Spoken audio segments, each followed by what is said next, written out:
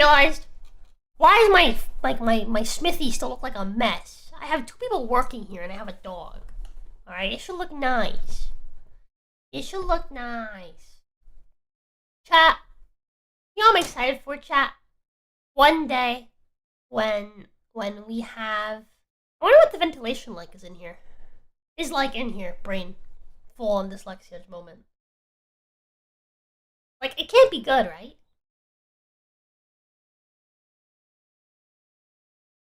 Doesn't look like it's very good. But anyways, chat. I can't wait till we have our own place, and then we can start putting together our own little shop, our own little blacksmithing shop, and you guys can help me decide where everything goes. I think it's gonna be real fun. I'm excited for that. One day, chat. One day. We're gonna get there, chat. We're gonna get there. We're gonna get there.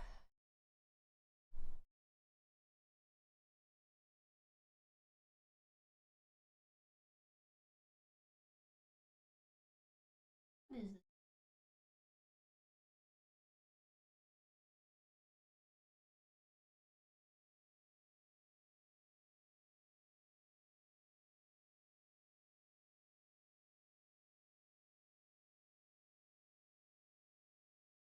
Install. I'm gonna buy a drill. Friend drill sucks. Actually, I might just need to buy a battery for it. I should buy a battery for it first, see if that. Anyways, sorry. Where was I? I don't know. Let's play. We finished this day, right? No, I don't want to quit game. I don't have any money. Oh! Actually.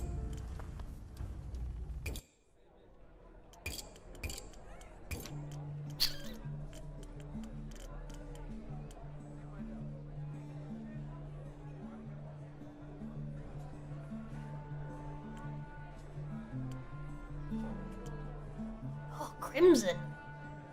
Oh fuck, I want to buy that. I guess I won't sell anything. Buy Crimson. Get her, lady. Alright. Let's go meet the dude. The Bridge of Whispers. I have a midnight appointment. At the Bridge of Whispers. What's going on?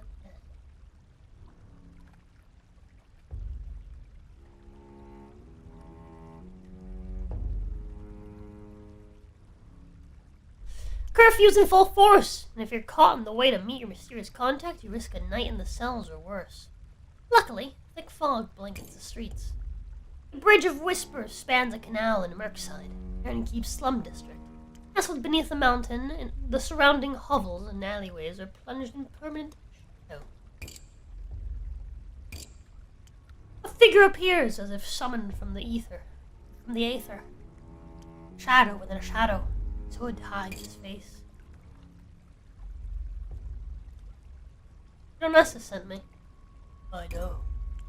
A long pause, the stranger waits patiently, foot tapping until finally an owl's hoot echoes across the rooftops. He responds with an imitated hoot of his own. Good. Bringing birds with you. It's him! I fucking knew it! First a warning. The watch have taken note of you going around asking awkward questions. You might disappear next if you aren't careful. Or worse, the few twins will catch word of come for you in the night. Never forget that an keep curiosity is a worse sin than murder. I appreciate the heads up. Stay wary. Keep with one eye open. You want to know what happens to the orphans when they're taken? Who the few twins are working for? They do to the kids, correct?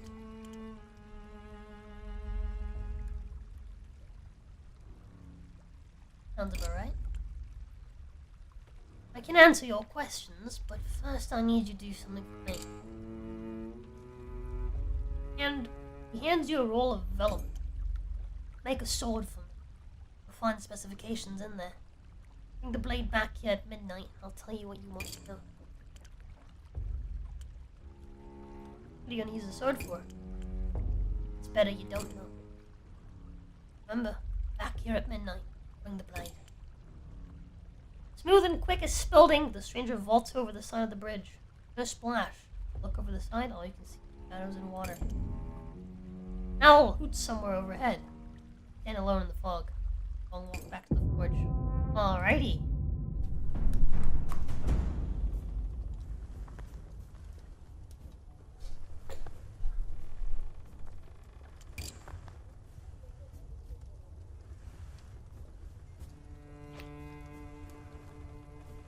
Unfurl the scroll is given to you by the head stranger in the Bridge of Whispers. Scroll says, the smith seeking answers in the dark. The sword shall be of common length, balanced for single hand. Use quality steel. The edge must hold true, neither brittle nor soft. Ensure the symbol is inscribed exactly as depicted below. Here the scroll features a carefully sketched rendition of a symbol, identical to the one that Marwyn had you inscribe on his blade. Yes, I've seen this before. Strange, I wonder what it can mean.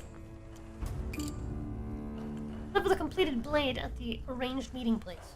Malone, as before. No light, save what. Payment shall be knowledge, currency more valuable than coin. And before you do this, think long and careful. Answers you seek may lead you places darker than a bridge at midnight. Scrolls inside. Started! Forge warming up, bells are wheezing, ready the hammer, strike the first blow, blade awaits. Captain Raw Steel. To find it.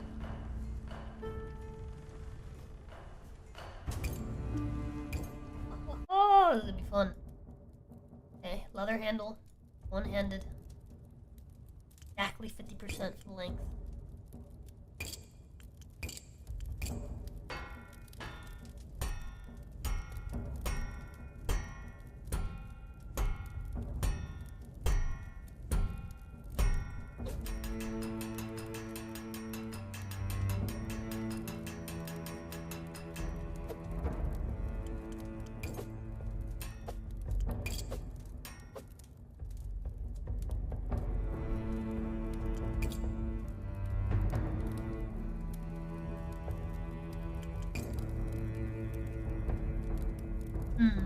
Probably kind of wants to imagine what the handle's gonna look like first.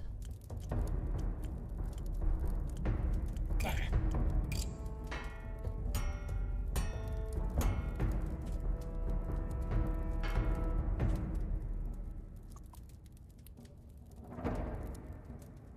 Stiffness.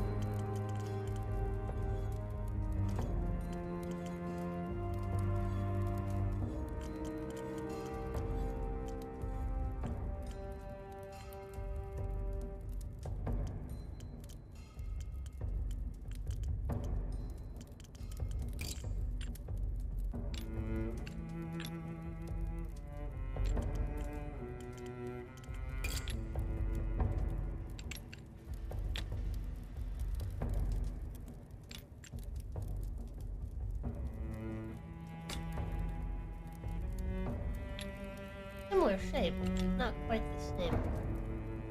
Not quite made to fit. Fucking annoying, 'cause it feels like that's kind of the case for fucking everything.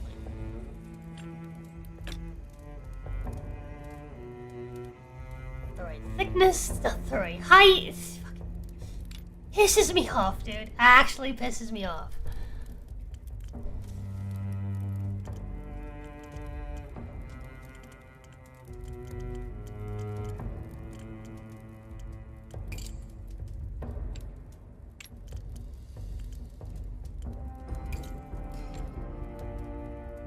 There you go, that one fits.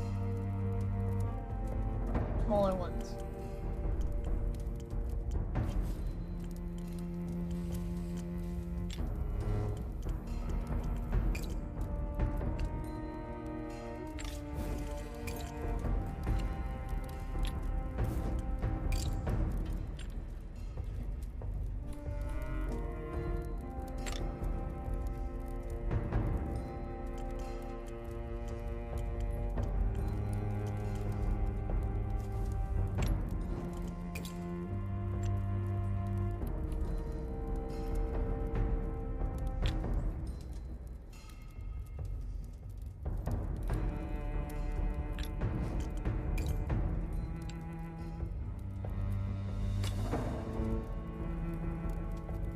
Interesting.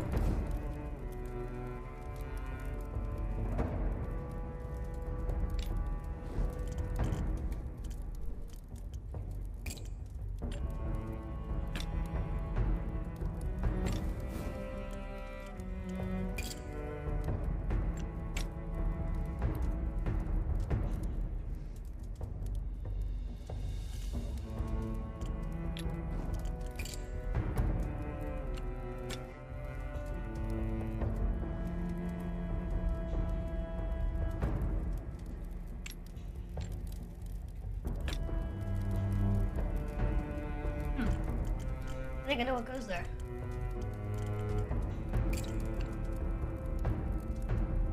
Maybe not those.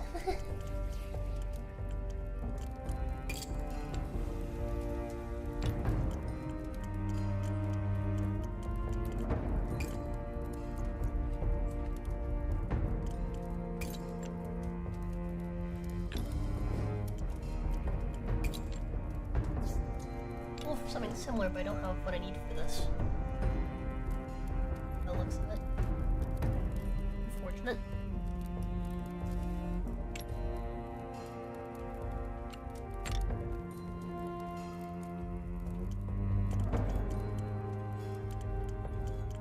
Picking the Corrigan sword?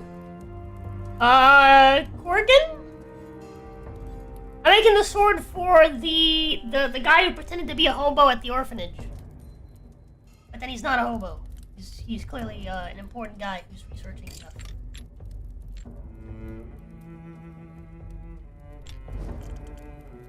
That guy. You know the guy.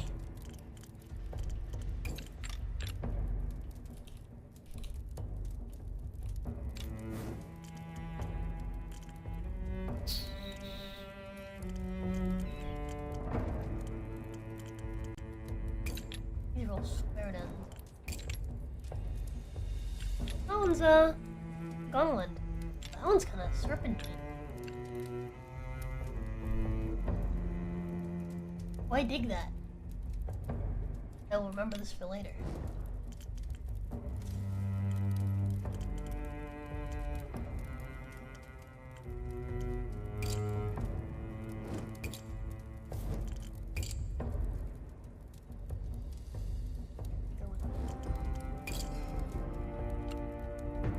Flat.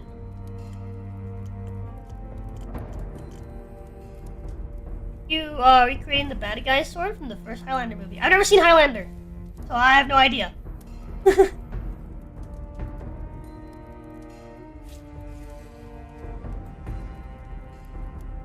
Yeah, I have no clue.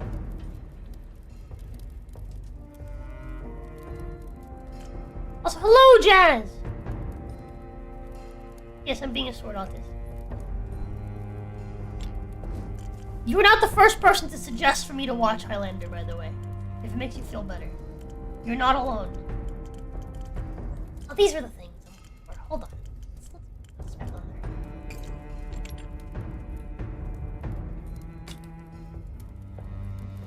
there. Let's grab.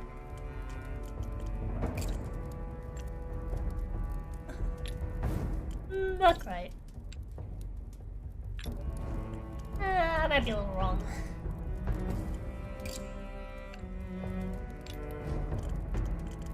Yeah, that's a little.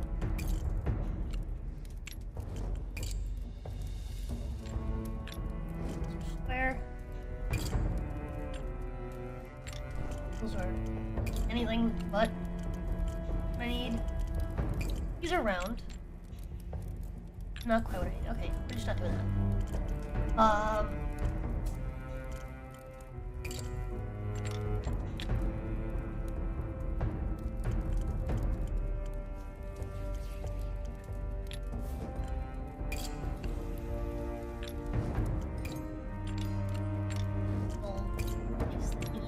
I like this one. What? A little bit of about yay big. We'll, fix the floor a little bit.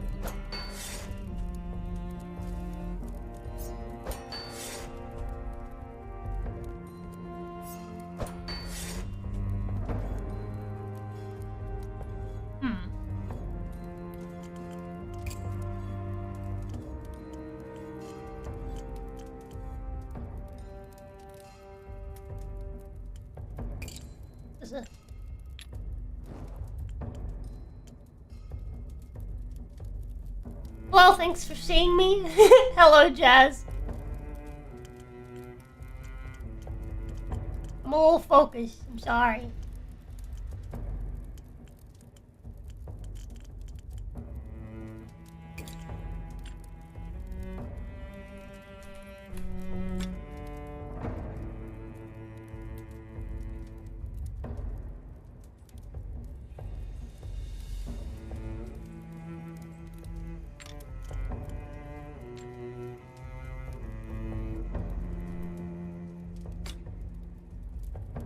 Is that the...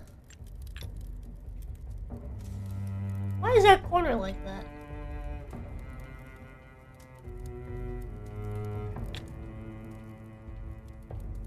Like little holes here. Oh, why? I don't like that. We're replacing. This message was actually like 20 minutes ago. Wait, what?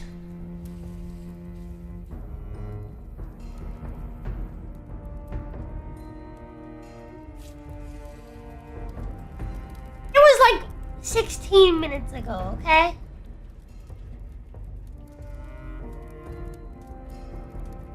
You just mad because I responded to bot 0643 first. And you guys send your messages within a minute of each other, okay? I'm sorry. Whiny. Whiny complainer.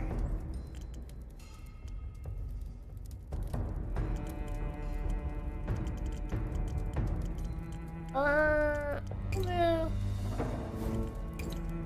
Hold down.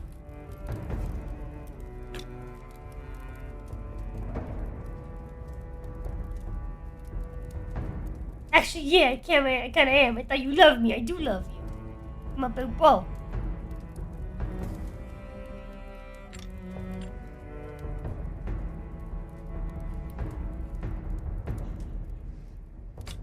Alrighty. Good. And then...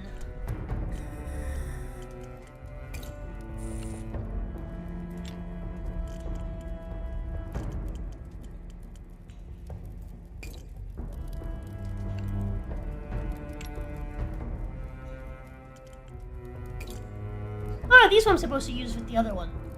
Maybe. I don't know. Doesn't seem like it's the right size.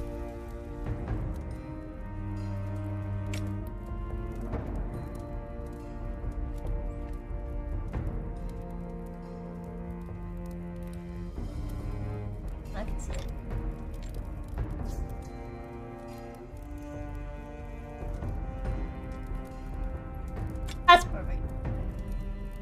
can't see that from no angle.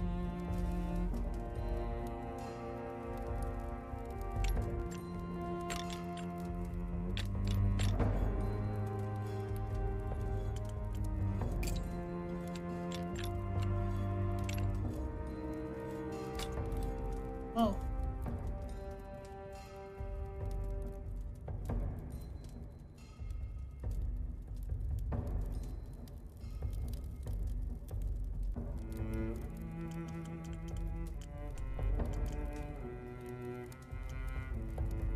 Hi, typing.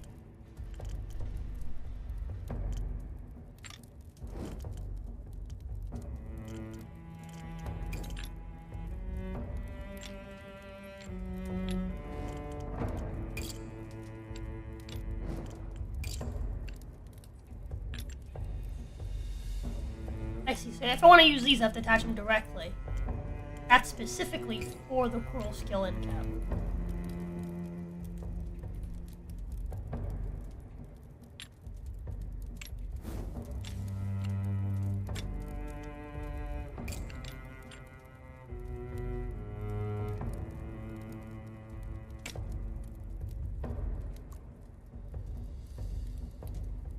Yeah, it looks sick in my opinion. I kind of want to just move it.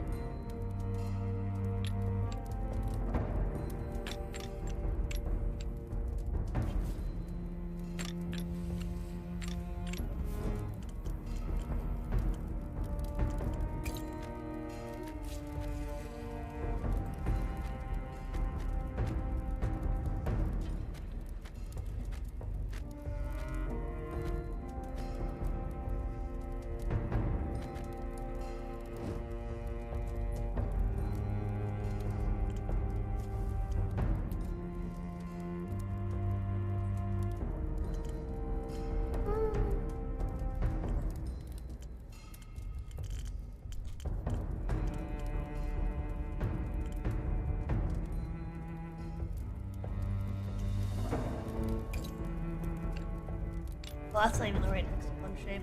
I just realized. This just isn't gonna work the way I want it to. Oh, shit. Ow. What the fuck fits into this base?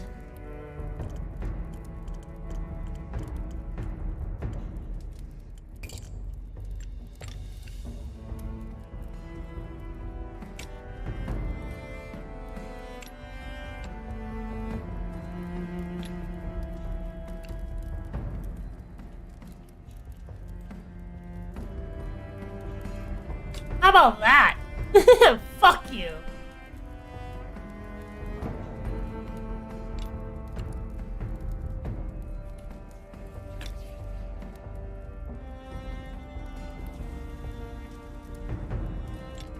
I don't have a handle for this. I just don't. I don't have a handle that fits this very well. Unfortunately.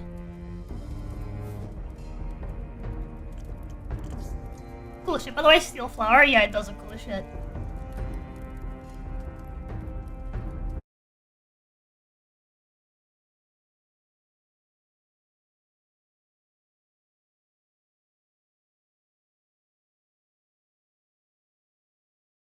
Scaling should be indicated. I agree. I agree. It should be.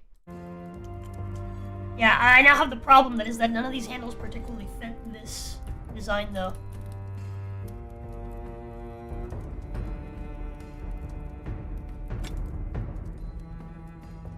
I mean, that's like as good as it's gonna get. Much. I could make it like real thick. And just,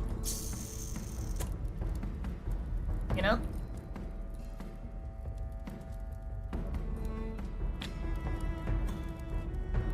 Serious sigilly doing commission I haven't unlocked yet. It's this one's for the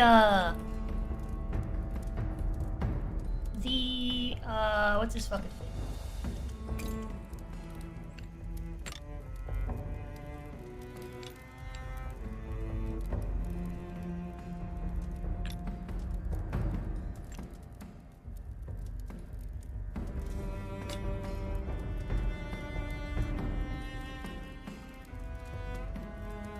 It's for the fuck fucking hobo. The hobo, the hobo that, whatchamacallit,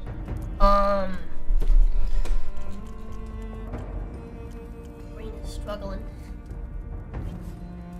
The hobo that, was by the orphanage, right? You meet him at night. He asks you to make him a sword using the same sigil that is on that we put on Marwyn's blade. Yeah, it turns out he's actually friends with what's her face? He's friends with the lady who runs the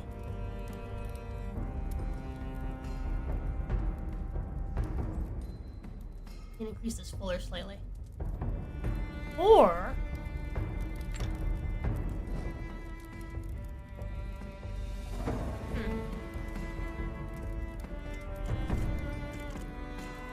give me just a second to do.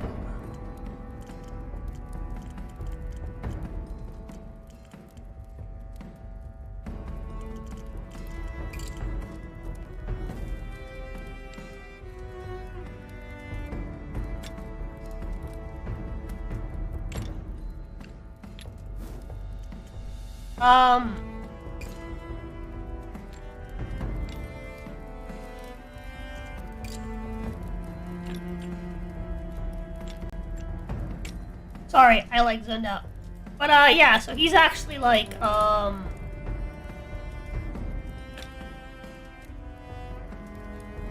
you move a section of the fuller properly put on the blade. Yeah, I was thinking I could either remove a section of the fuller or I could make the fuller a little wider. I met him, didn't meet him a second time, yeah. So the lady at the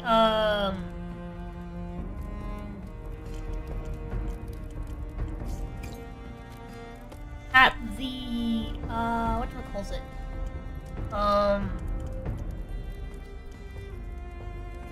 My brain is refusing.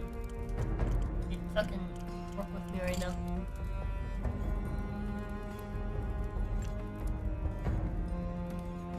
I just realized something. This fucking piece fits perfectly on the other. Hold on a second. Hold on just a dilly dart. Moment. Yeah.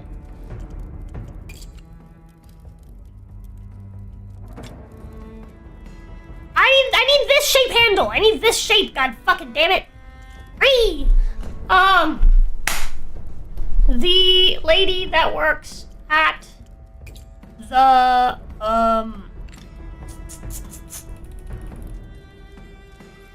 I could like widen.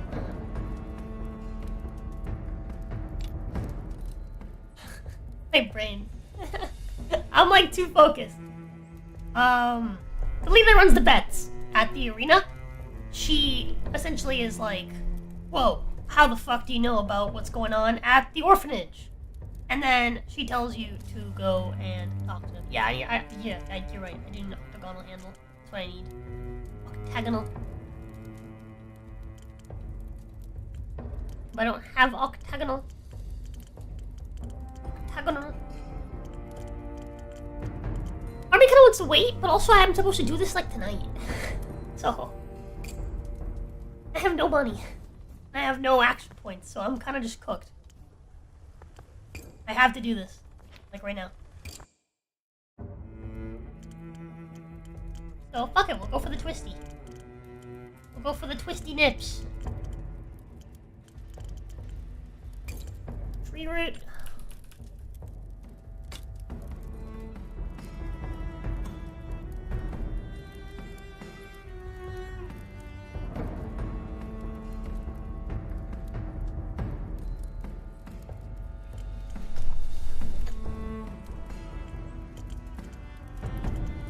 And I want this to also be steel.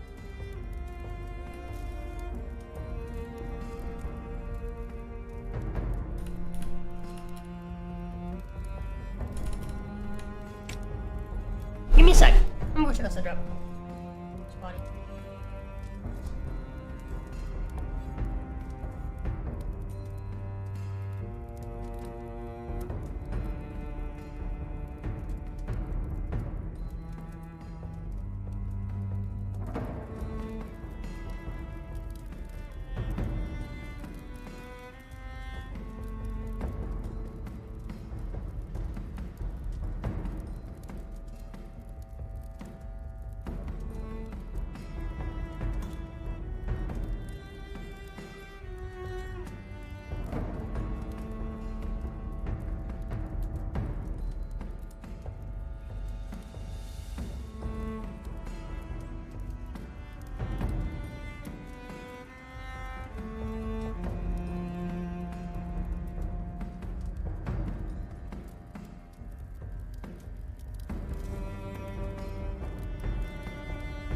Wow. Ick.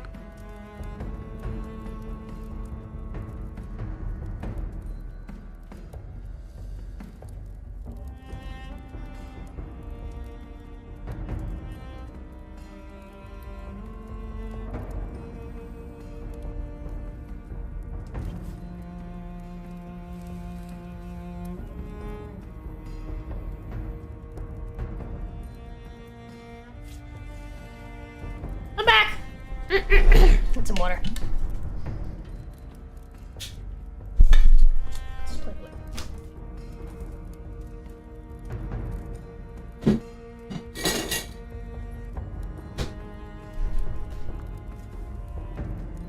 Alrighty. I'm actually gonna take this off real quick. Oh, actually, that looks pretty good. Let's get fuel and this.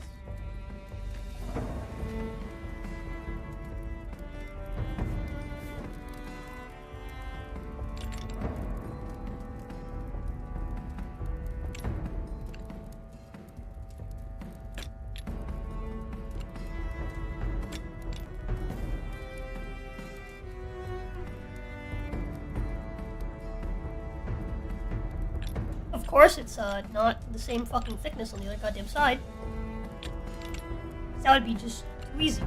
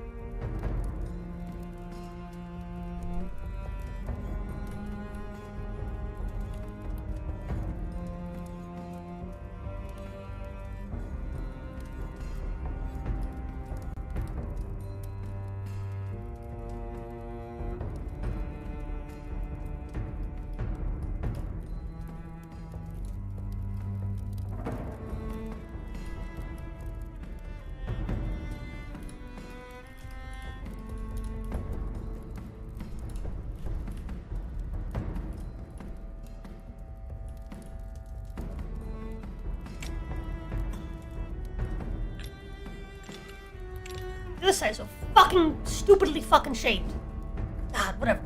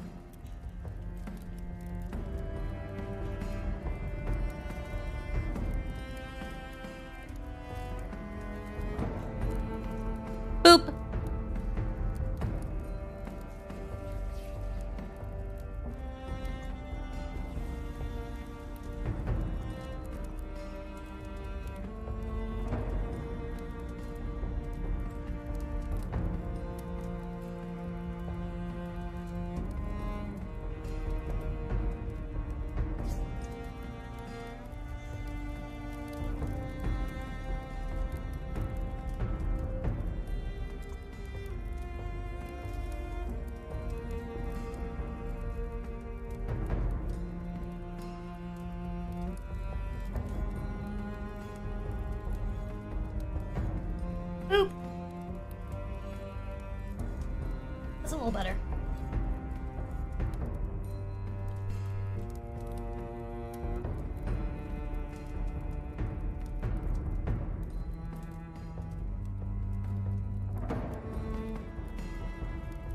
I wanted to have a second corkscrew, but it's just not gonna happen.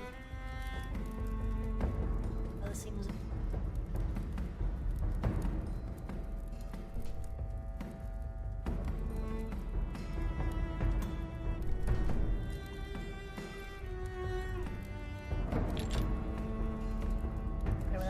That does look nice with it. Just add something to it.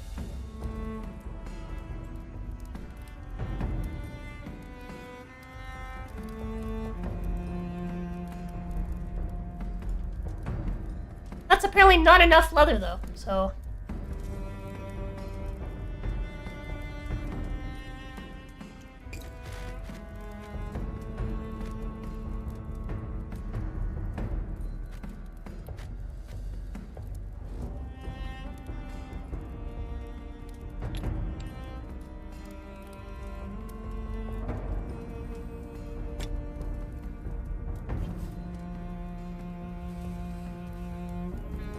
I'm gonna kill myself.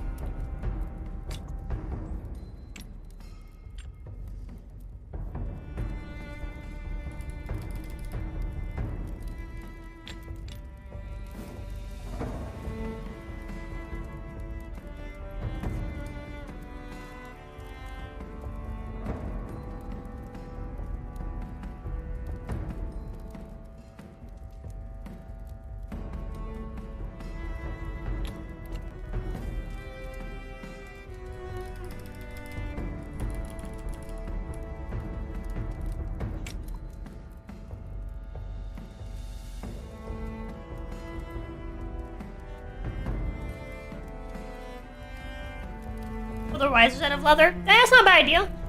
Could try that.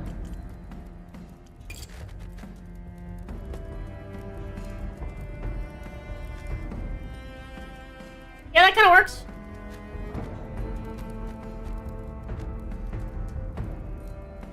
Kind of. Emphasis on the kind of part. Still not enough leather though. So.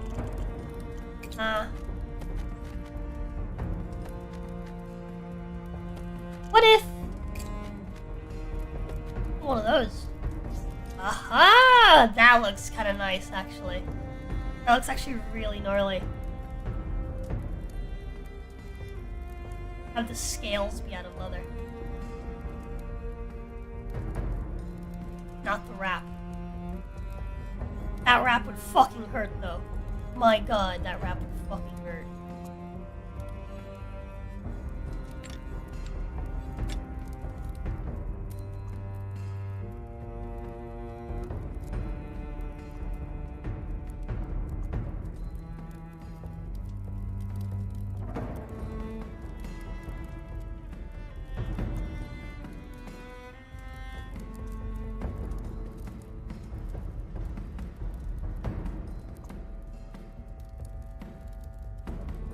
Yeah, that handle would be painful. But fuck it, it looks cool. That's what matters. Rule of cool, baby. Rule of cool. No, yeah, it's gotta be.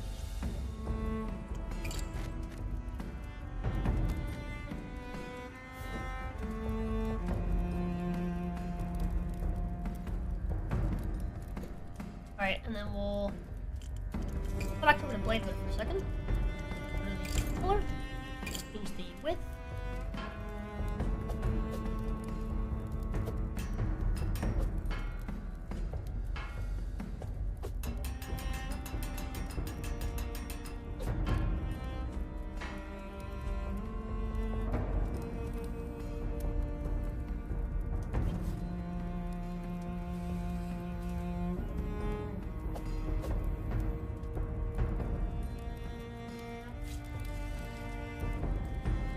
to me. Over to help mode. Curious engraving.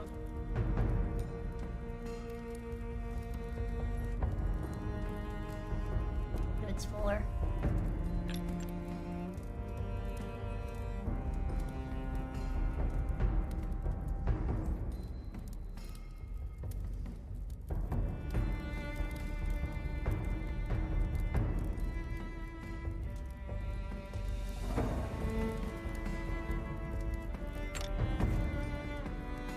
Almost like it's off center. But I know it's not. It's just the like lack of symmetry in it.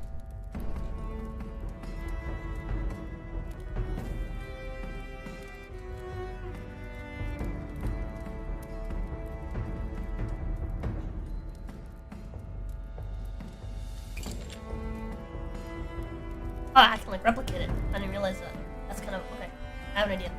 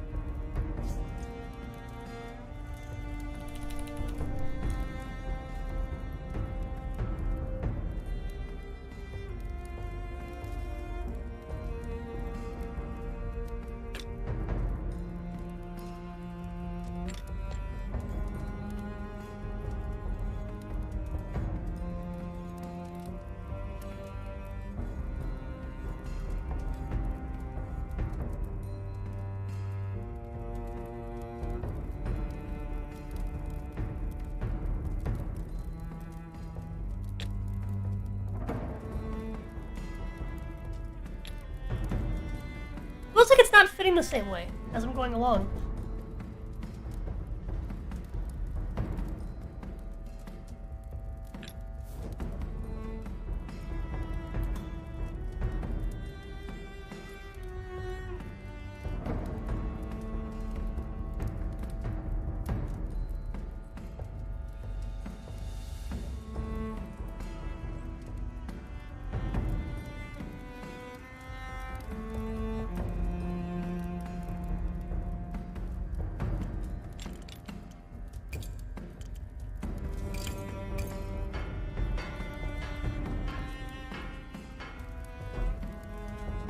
I want to see the lines, like the ridges.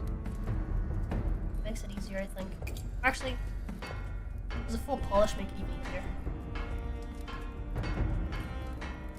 Oh yeah, full polish gives you like real strict guidelines. Beautiful. Alright, we'll do that. For now. Until I can get it on there.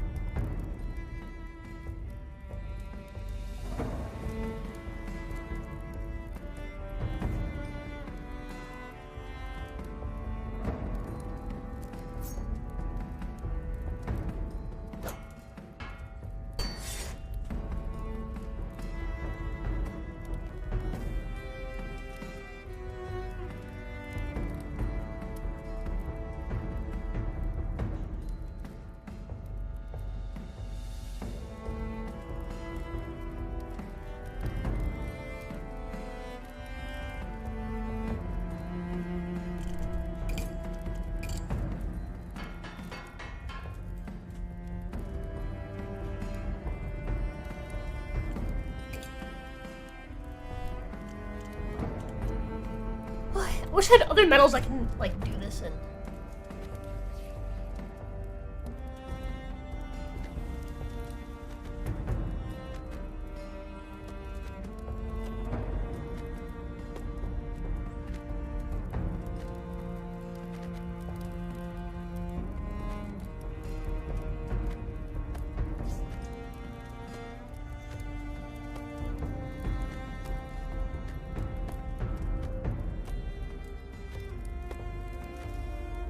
Cause like I don't feel like the yellow would work well for this blade, you know?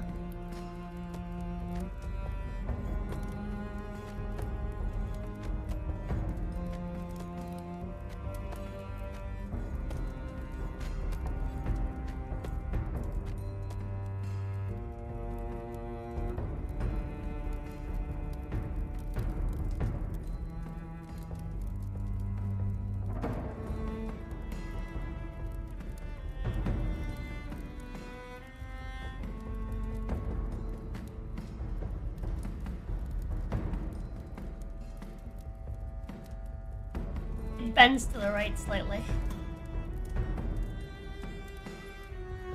That's okay.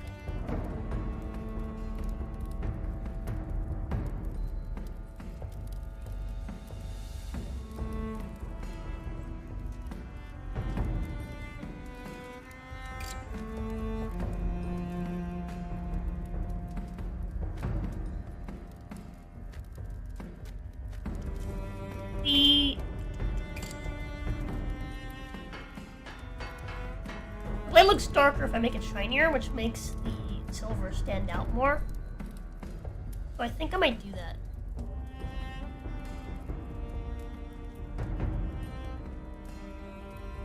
Give it like a maximum polish.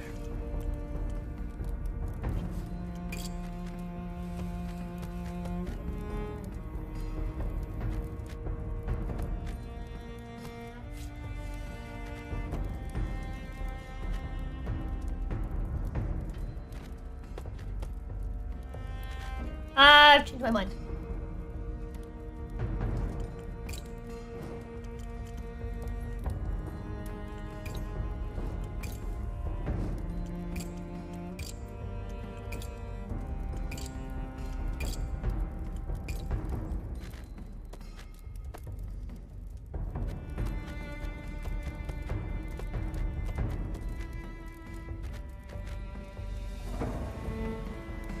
Can you put your leather coloring into engravings? No, it has to be metal. It has to be metal.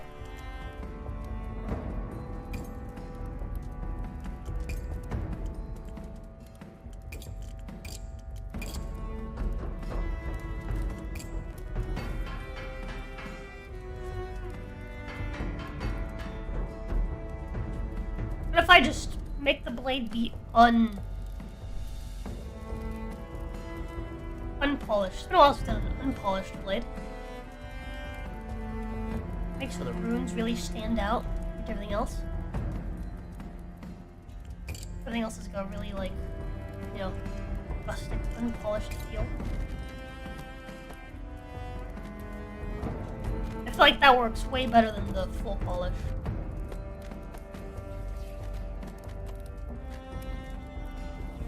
Actually works really well, I think. I actually kind of really like that. Almost feels like it's made of like stone, you know?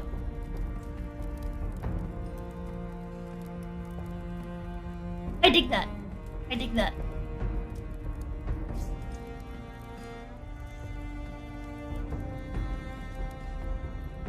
What do we call it, chat? Stone pedal?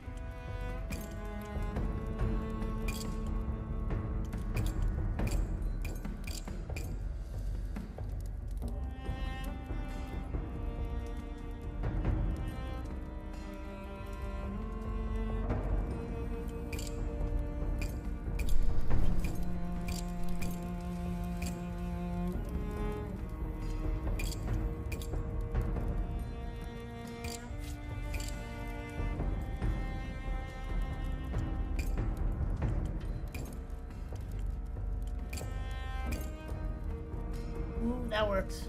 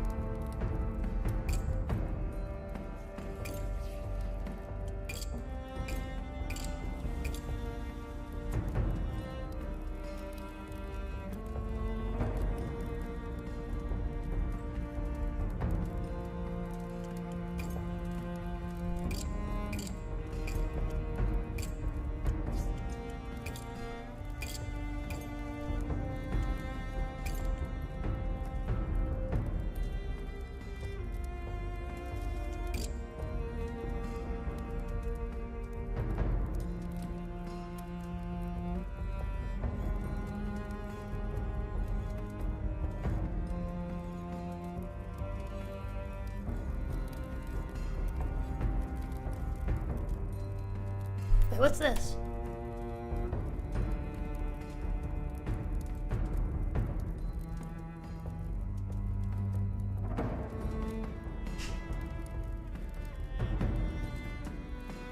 Ah, interesting.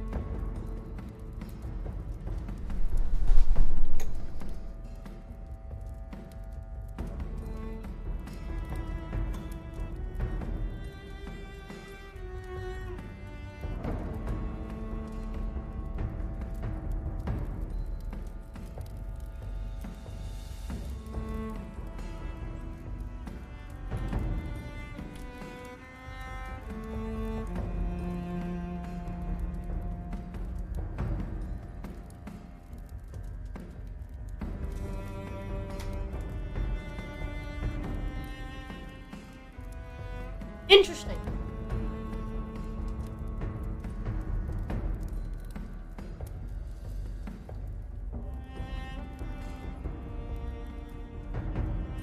Just like a slow view of the...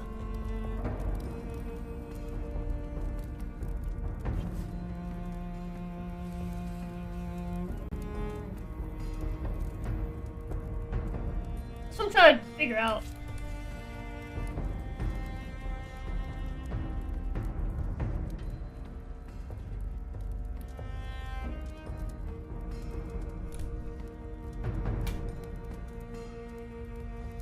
There you go. That's nice looking.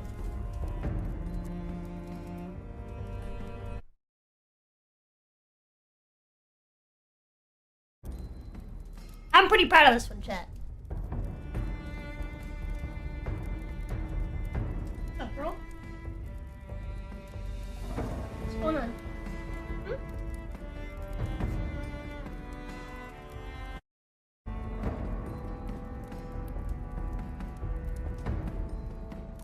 Neat.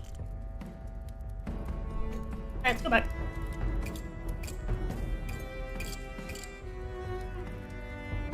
Alright! That's done!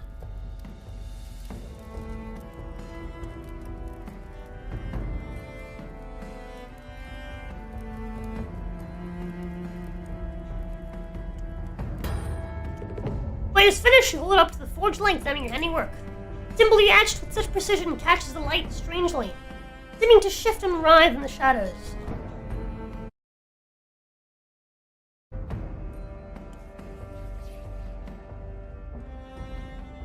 What do you think it means?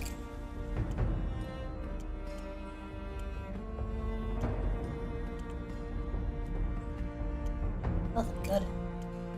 Dude, I have to play it carefully. Midnight seems a long way off. Look at that.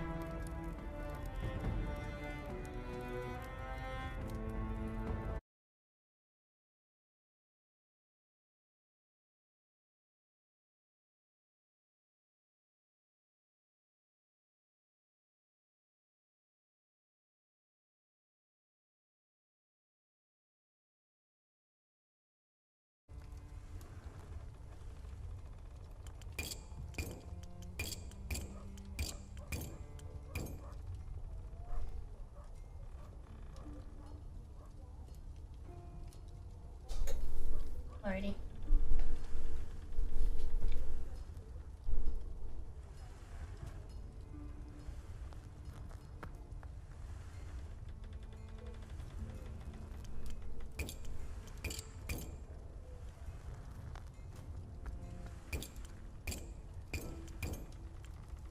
And she's just, you know, she just does her thing now.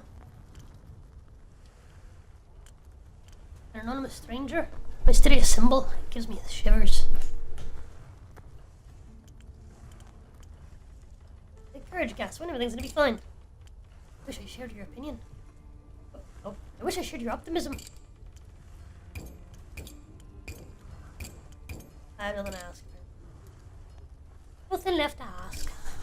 Alright. We've made basically no fucking money today, so let's try to get at least something done.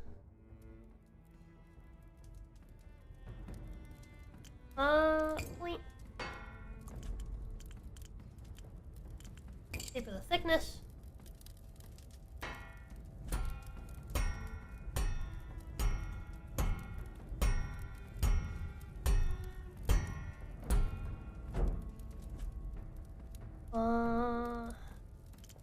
Right as rain.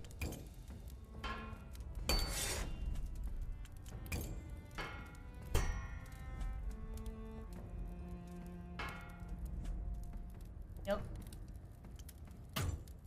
Oh, wait, the weight's wrong. I reduced the weight. There you go. Put you up and get heavier. IRL or in-game? Both! We are, let's see, it's 18th of February, so we are 526 away from being caught up to monthly. We gotta do it, chat. We gotta get there. Well, first things first. Fucking hell. That fixed a broad point on its own. Nice. Now I just gotta fucking...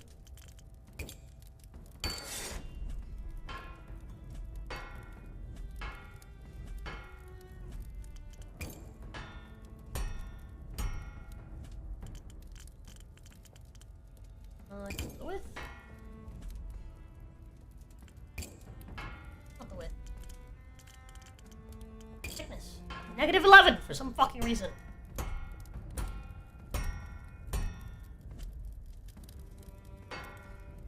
Bring down the fucking weight in the balance. Boom. Sharpness 3. Look at that. Here you go, buddy.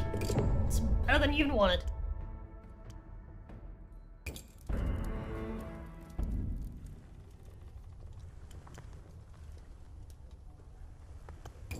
Alright, we just made enough money to be able to pay the daily upkeep. Yay!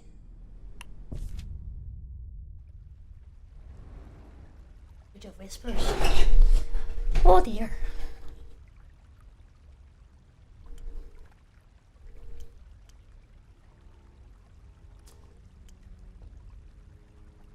Mercside is gloomy even on a summer's day. Here at night, the darkness so thick it seems to suffocate the light. Despite the risk of being caught past curfew, you're forced to carry a lantern. Avoid breaking your neck. The blade is concealed under your cloak, wrapped in leather. Midnight, where is he? He melts out of the shadows, darkness coalescing into shape. And he lifts his hood, revealing a grizzled and strangely familiar face. Hail, you've got the goods. You're the beggar who's sitting outside the orphanage. Aye, that was me. Almost got to look after the little bastards. When can I get my answers? All in good time, sonner. Blade. Blade? Here you go. Man draws sword from its sheath and hefts it, testing its weight. Quality work, sonner. There's an experimental swing. Examines the sigil you engraved upon it. This'll do nicely. Man's, insouciant grin and glinting eyes lend him an aura of cheerful danger. He's fully enjoying this nighttime subterfuge. Who are you exactly? Introductions can be a lethal luxury in my line of work. Just call me Brennan. And leave it at that for now.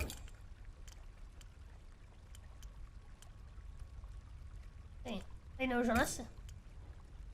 We used to be thick as thieves, you might say. Back in the good old days, I taught her everything she knows about picking, buskang, and shadow sneaking. Now does she repay me? It's caught red-handed and hauled off to become a nun. Imagine how I felt. She was one of my most promising apprentices. She's found success at the arena there. There's a connection that's come in handy more than once. Needs a sword for it. Not for picking me teeth. In seriousness, sonner, I'd rather keep it for myself. Give me for answers about the orphanage. This is where I admit I don't have the full picture either, sonner. But I've been investigating what's happening at the orphanage.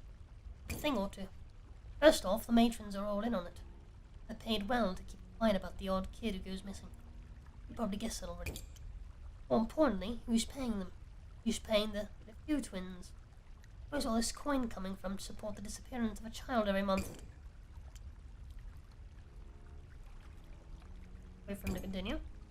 The marshal, the one who pays the bills. Mass King, the rest of the High Court. I'd wager my left hand they're all in on it too. This ain't some ad hoc operation for Marshal's private pleasure. Something bigger, something evil. I know this. Amazing what you can do. With a good disguise and some slick talking, I've walked in armor among the ranks of the watch. For weeks I played the role of a fresh recruit. The guards know about the missing kids and the paymaster's involvement. They don't speak it aloud if they can help it. Not to civilians, and not when sober.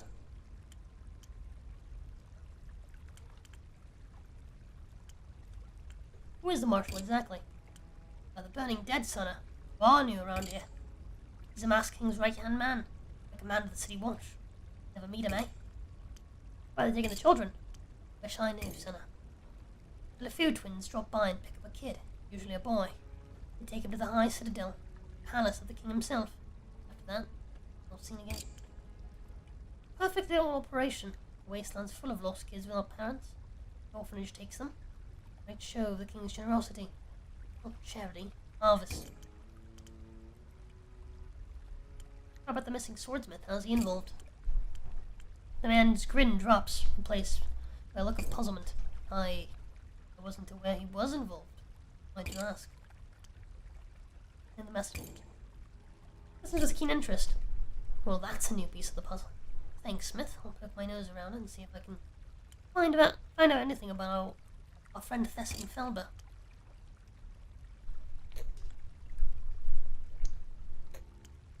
Why does the marshal need the LeFou twins? Did he want to take the kids? Believe it or not, sonner, even an errant keep has laws that the pigs mostly follow, at least in public. And stealing sobbing children in the night isn't exactly what you sign up for when you join the war.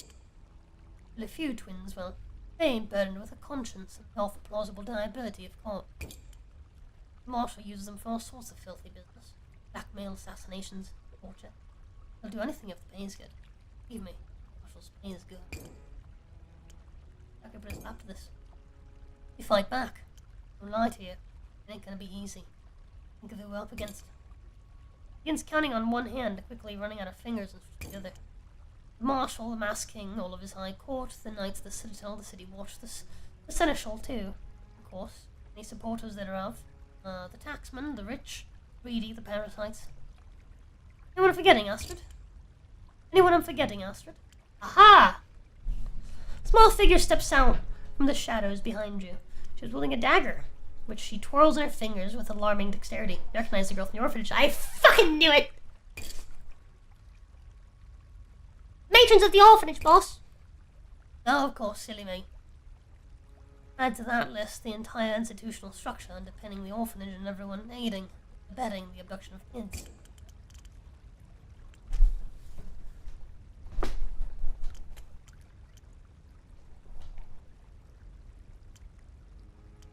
Wait, who are you? The girl takes a mocking bow. This is Astrid, my apprentice in all things shadowy. Say hello, Astrid. Hello!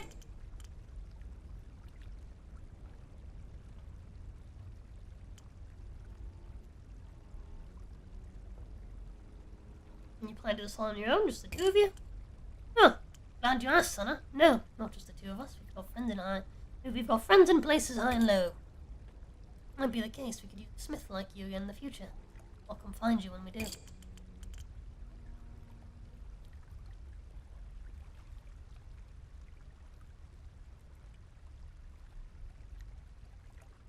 All that voice acting? Please, sir, can I have some more? I do my best. I'm trying, alright?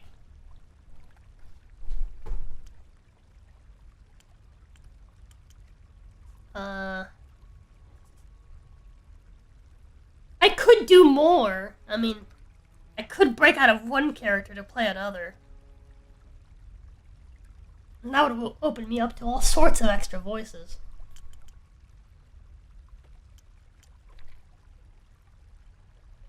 I mean, it was good. Very Oliver Twist sounding. Thank you. Could be better. I feel the help of the orphans a bit. Oh. Can I meet the rest of your group? Sorry, Sana. Our co-conspirators are paranoid types. For good reason. Don't worry, Smith. Drink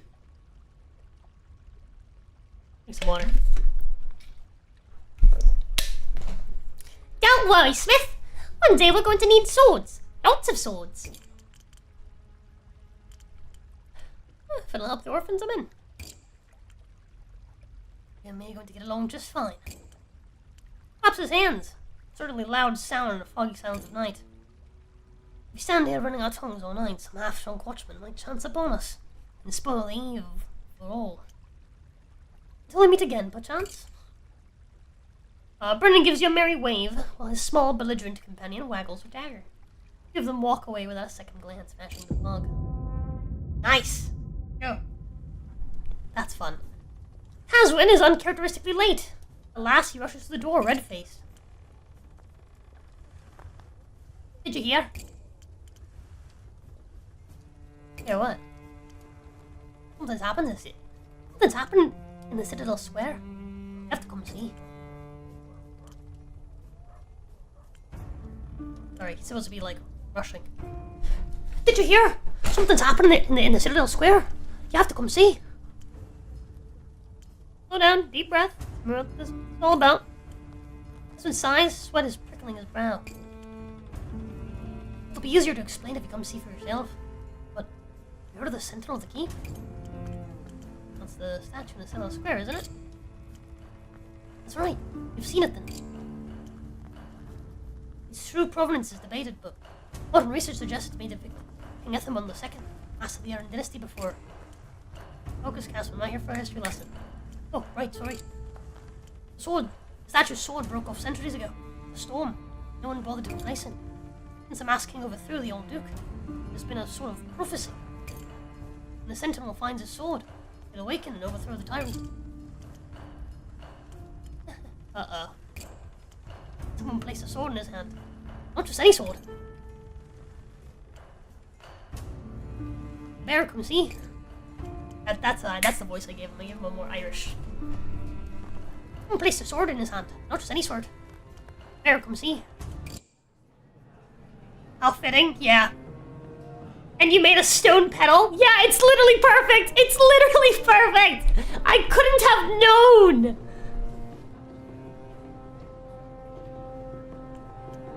Battle's gathered, not quite a mob, not yet.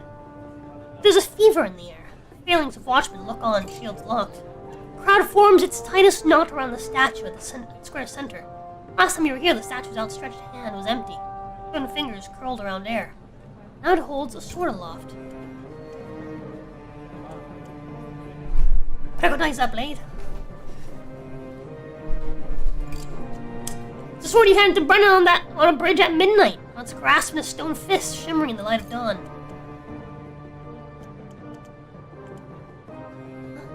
Oh, why? It's a gesture of defiance against the masked king. Hopefully we don't get linked to this. Let's get out of here. Crowd turns. As if to prove your point, a beggar drops to his knees, tearing his garments to bare his chest. The masked king's age ends! The sentinel shall rise! An iron dragon shall fall! The prisoner will break the chains asunder! He burst into mad laughter. Cries of down with the masked king and freedom for him to keep ripple through the mob. I'll watch this. I'm tough. As one flees, someone picks up a stone and hurls it at the masked watchman, denting a shield. Watchmen draw their swords and advance on the crowd. Running figures brush violently past you, but you stay upright. Screams fill the air as watchmen beat people senseless with the flats of their blades. Some fight back with cudgels and stones. You watchmen are sent sprawling. Amid the chaos, a battered helmet rolls to your feet. You pick it up and tuck it under your apron. No point wasting good steel. We're heading back to the forge. Hey, nice. That's lucky. 4 bits of steel. Oh, that's great. That's great. That's fan-fucking-tastic.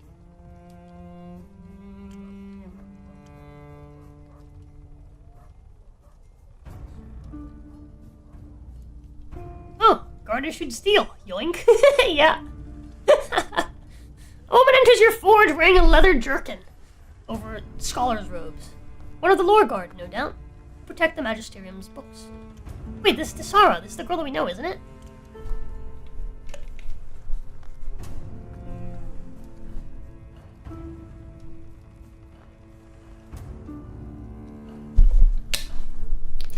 The magisterium requires a new blade. Straight, double-edged, nothing ornate. We're not peacocks like the Citadel Knights. What happened to your previous blade? Bandits attacked the magisterium caravan. Had to put them down. By the time our bloody work was finished, my blade was notched beyond repair. But the book survived.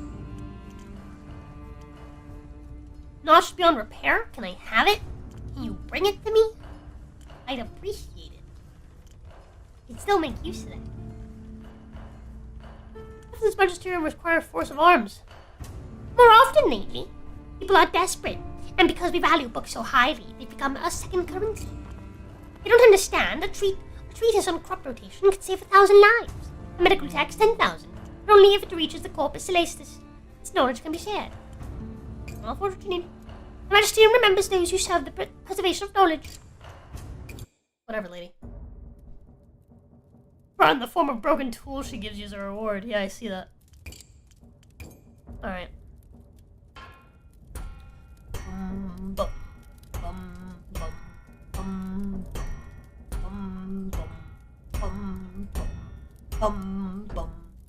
That's good. Okay. This.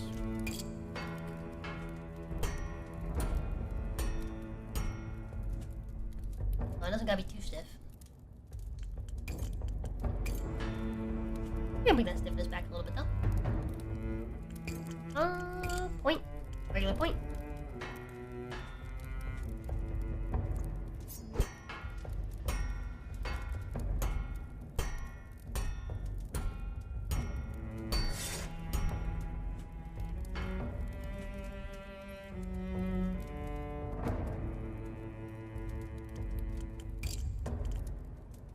Let's take for the width.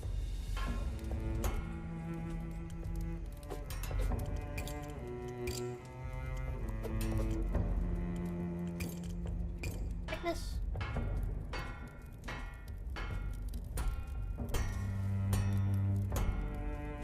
Oh, I really need to come back. Never mind, let's keep this blade thick.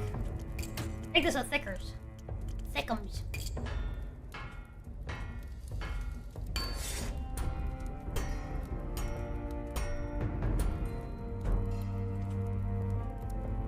Need some width. Loving the width will fix all of our problems.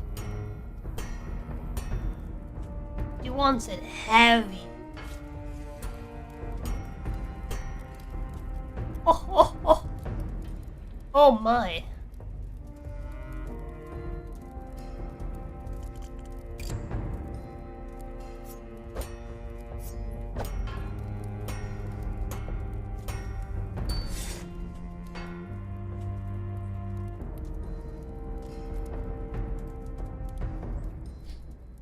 Fair enough, okay. Two-hander.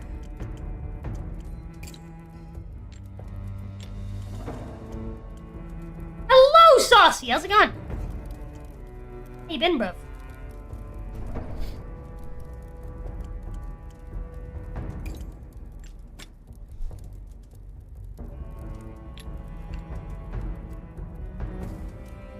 This is gonna be a big handle. What am I doing?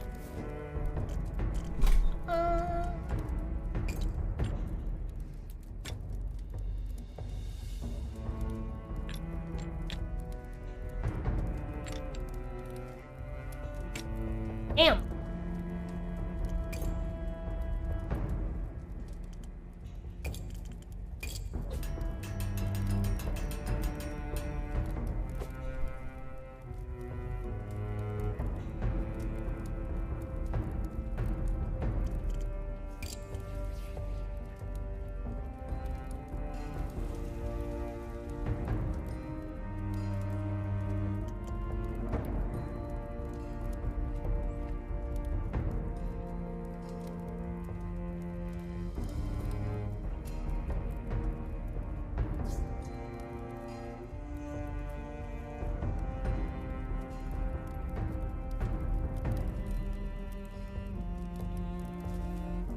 It goes just over.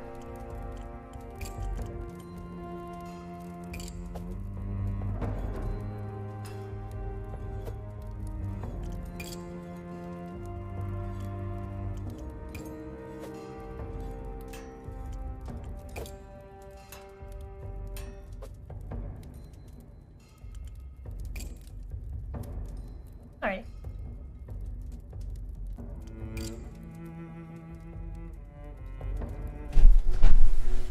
Give me a second, chat. Dog ringing the bell.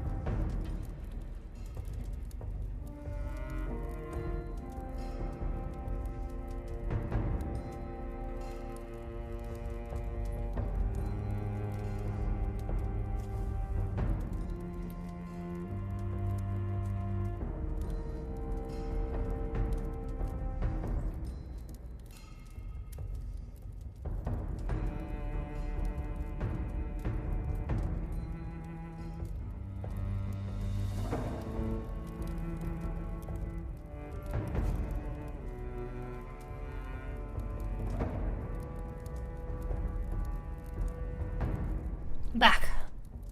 It's wide, then it means you can just grind out all the notches and marks out. Rendering it useless. Ooh.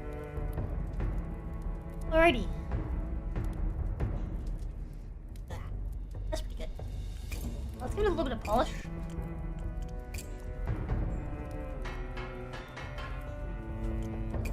Tilt mode.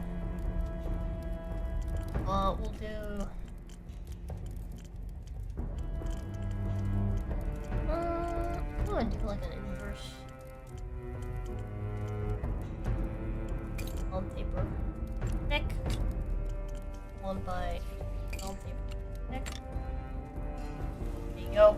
Fits perfectly. And then we'll do.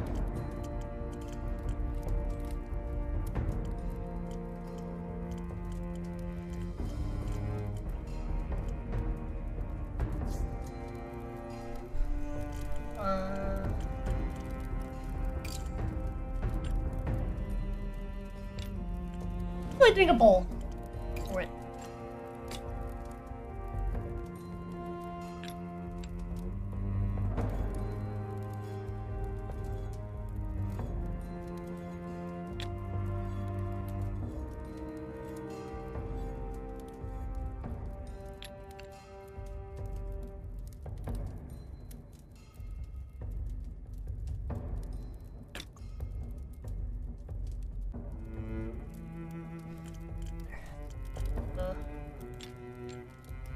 I should actually do this. Then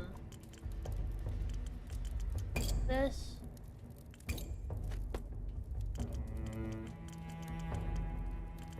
This. Then we'll do one of these.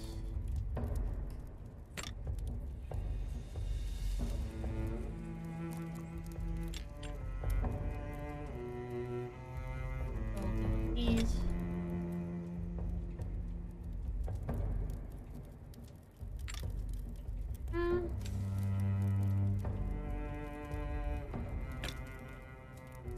I don't know if I like the bowl very much.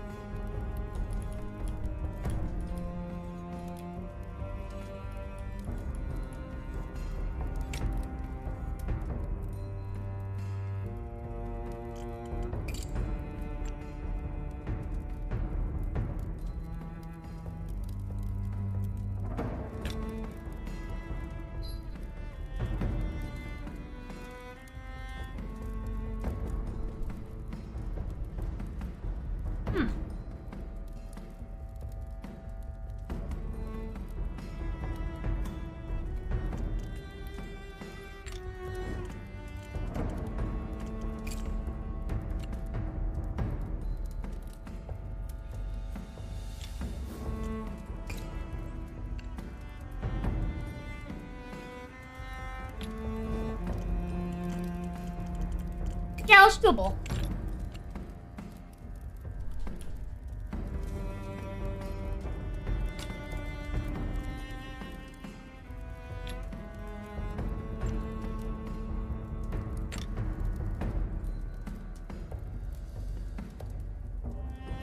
Peak.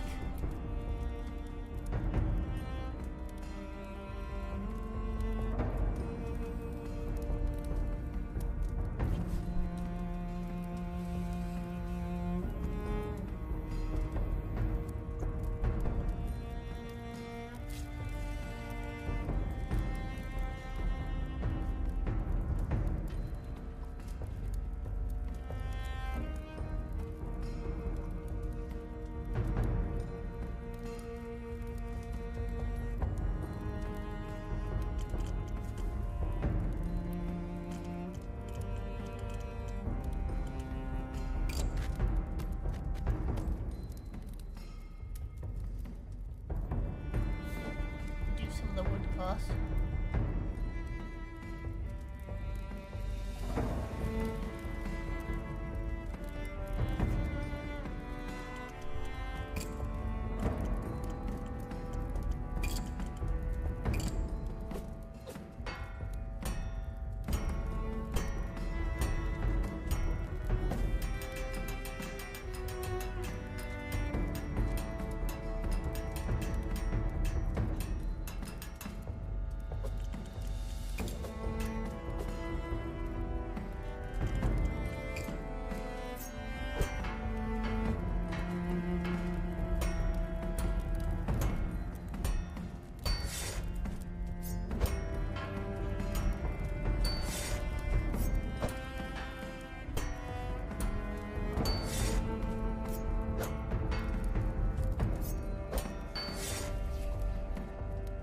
There you go.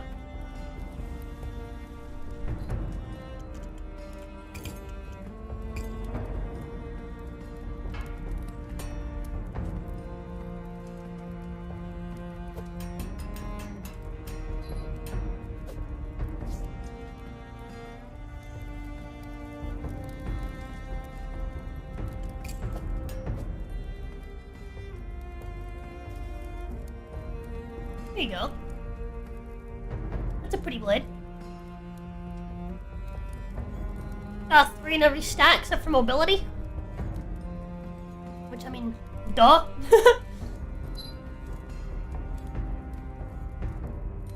That works.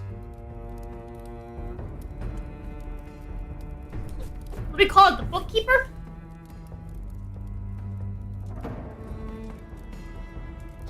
What do we call it, chat?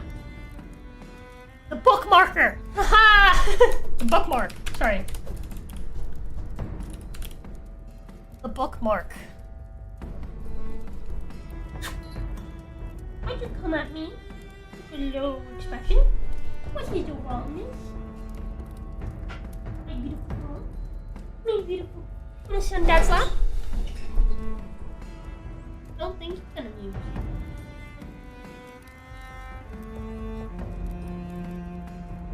I'm calling it the bookmark. Sara inspects the blade with the same careful attention she might give a rare manuscript. Fingers trace the fuller. Doesn't have a fuller. That's the edge. Plain whack. She slides it into her scabbard with practical precision. How many books has the Magisterium saved? Thousands. Not enough. Never enough. She just restored belt and heads out the door, pausing at the threshold. The time may come that your loyalties are divided, Smith. If that day arrives, remember that the Magisterium is the only light left in the darkness. Sure.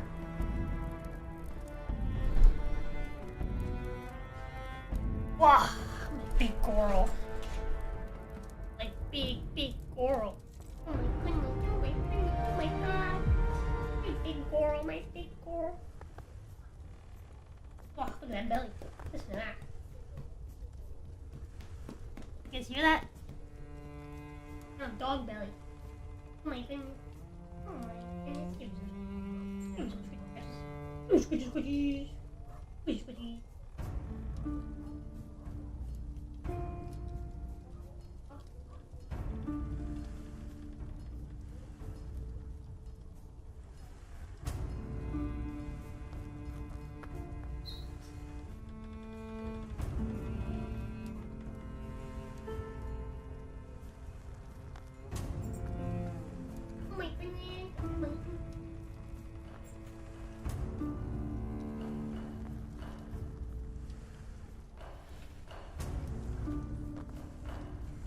An engine.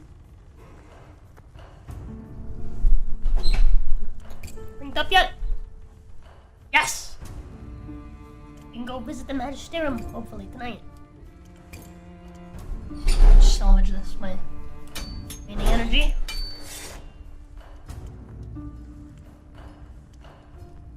In the day.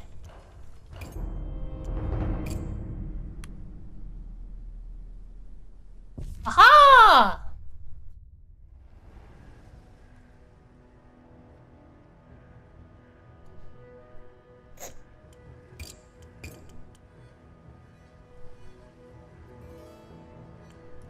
Scriptorium, so I can make some money. I suck at this, I'm sorry.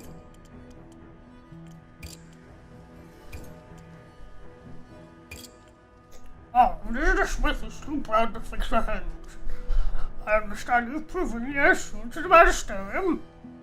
Very good. If you must buy from us, you can talk to me. We have items that might be of interest to a swordsmith. Come back during the day when I'm not as busy. Right now I have paperwork to do. You go to the library.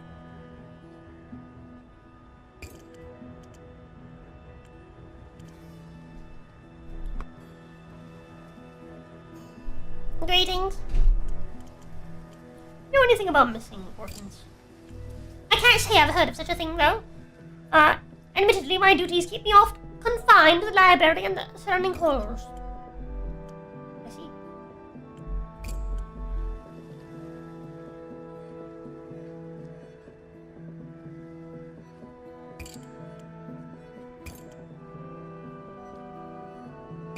Interesting. Alright, well, get back. We'll have a new merchant tomorrow. Whoa!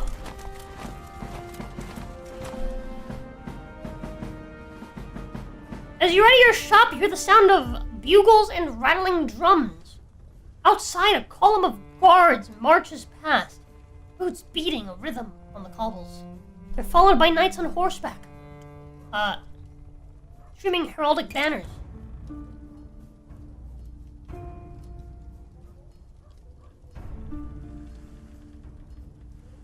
You're okay, girl. You're okay. Looks like one of the Masked King's holding a... Looks like the Masked King's holding one of his parades. We should watch. There won't be any customers with this going on. Oh, the parade. What the fuck? Join the cheering crowds! The parade concludes at Citadel Square where the Masked King looms in the center, flanked by his full court of nobles and attendants. What? The crimson mask glints in the morning light as he gazes impassively down at his soldiers. One by one they kneel, gauntlets raised to their chests. Who are these guys?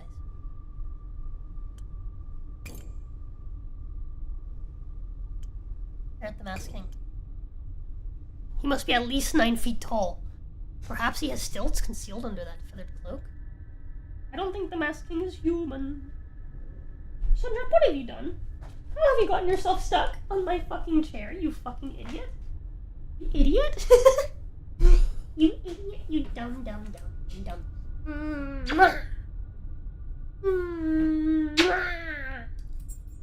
My big dumb pup. Alex calls feck. He does. Oh.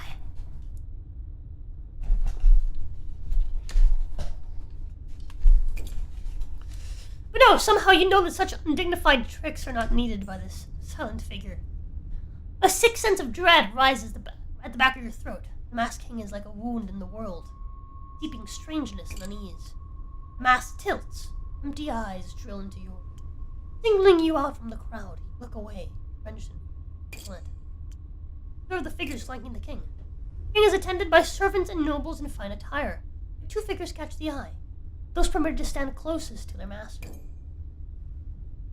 The king's left stands a man in gilded armor, clearly approaching old age, yet broad and barrel-chested, with the bearing of a lifelong soldier. One side of his scowling face is twisted by an ugly burn scar. Marshal. On the king's right stands the marshal's opposite, a tall and willowy man who looks like he's never handled a sword in life. His sunken eyes, a faint smile, and a face that's handsome. That's less initial, I think. What ceremony? The masked king gives no speech. Instead, a wagon pulls up, and a procession of prisoners are led out. One of them is kicked forward by a guard. The marshal steps forward, ice cold and dark, as extinguished stars. Austin Fenn, Cobbler, participated in the Sentinel riots and agitated in defiance of the Masked King's laws. The crown finds you guilty of treason. Sentence is death. Now the prisoner is shoved forward, landing face down. Det Fenn, wife of Justin. You joined your husband in defiance of the Masked King's laws. The crown finds you treason. Sentence is death. So it goes down the line until all prisoners are sentenced. None escape the marshal's chilling pronouncement. All are accused of joining the recent riots, marked by the sword you made for Brennan. Guilty. Sentence. Last prisoner sentenced, the marshal steps back. Hushed silence falls as the masked king draws his sword. The blade is almost as tall as the king himself. It shimmers, its edge glinting with an otherworldly light, and you know instantly it is beyond anything you've made in your career. The blade drops with a keening noise that cuts the sounds in half.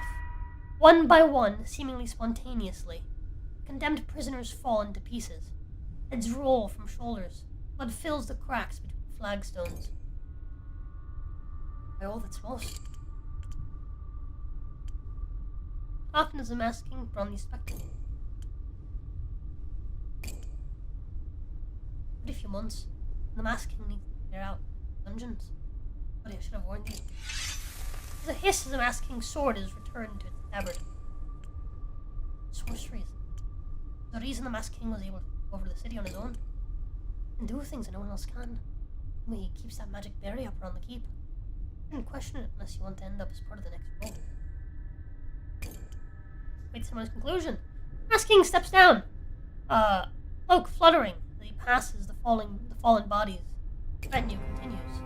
Before the crowd can dissipate, however, someone darts forward, sword in hand. Someone you recognize, wielding a sword you recognize. Orchanas! Marwyn strikes! His sword a blur! 2 guards fall dead, and he's on the masked king. And he's on the masked king. His blade sinks deep into the king's body. Feathers from his cloak scatter in the air. I knew Marwyn was a real one deep down. Wait for the king to fall.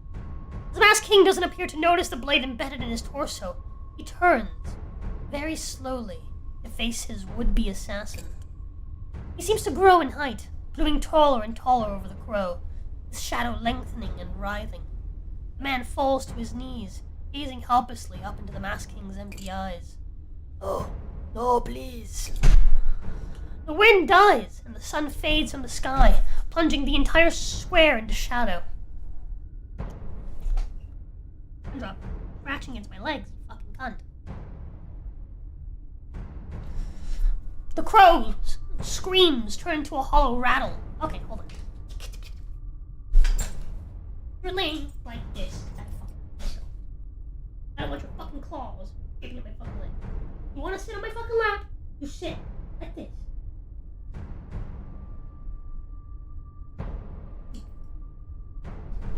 You sit like this.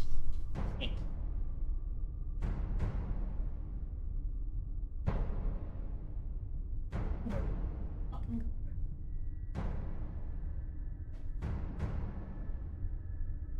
The crow screams into a hollow rattle as he claws at his own face, leaving bloody gashes in his own cheeks.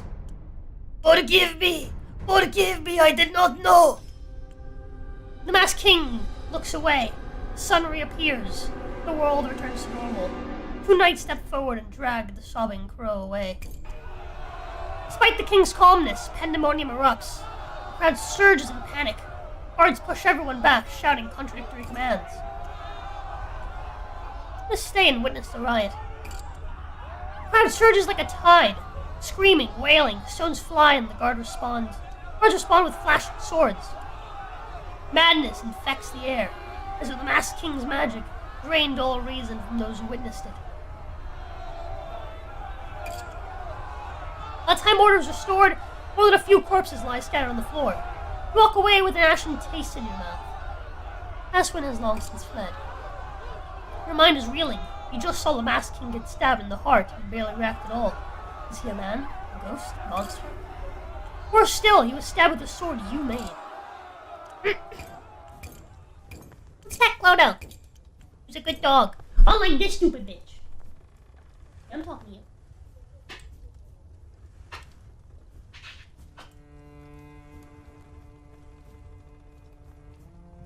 I got you. You can rest easy. On my lap. You're still carrying me like a baby, like you wanted. You wanted to get used when you were little. You're such a big girl. Big, huge girl.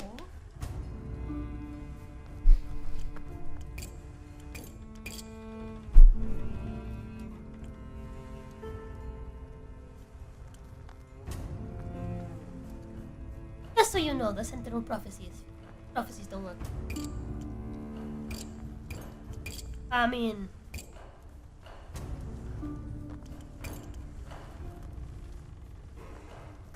I intend to disagree, Giselle. I think your idea of how prophecies, fate, and time function are very narrow. Put it in your own words.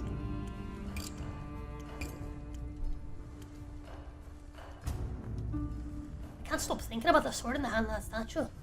What was its purpose? Still a prophecy? Or a riot?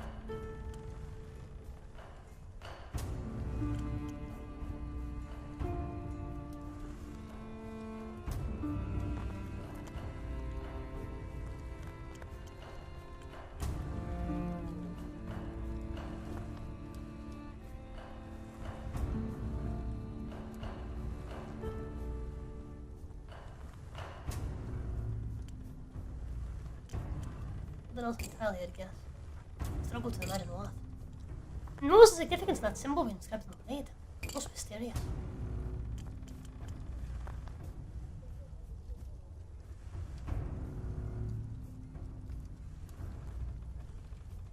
Up in the Citadel Square, was that my doing?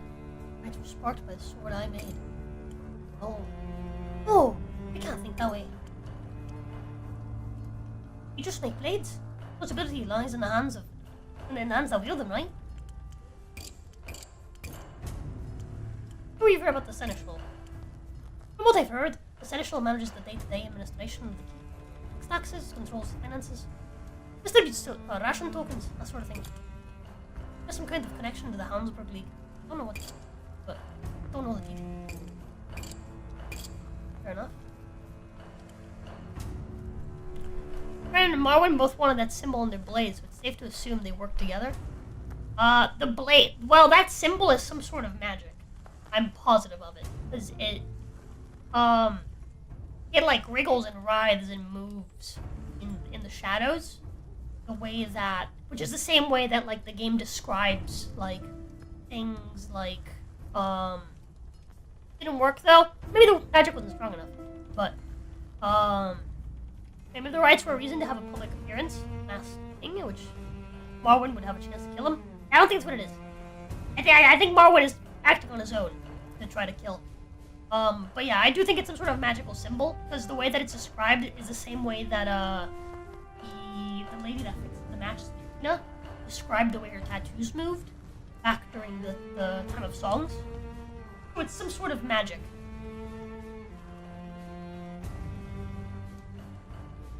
Dematting all afternoon, my hands are tired. I'm sorry, baby.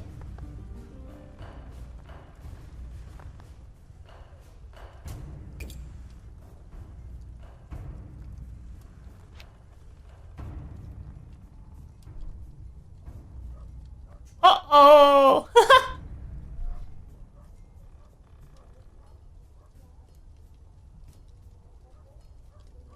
Uh-oh!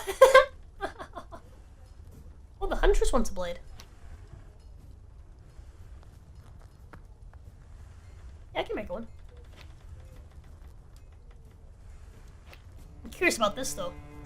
Disturbed by the clattering of hooves, you open your door to find a carriage is drawn up outside the forge. The tall... He's paying me good money. I'm sorry. I'm sorry, Huntress. I'm doing his job first. I'm sorry.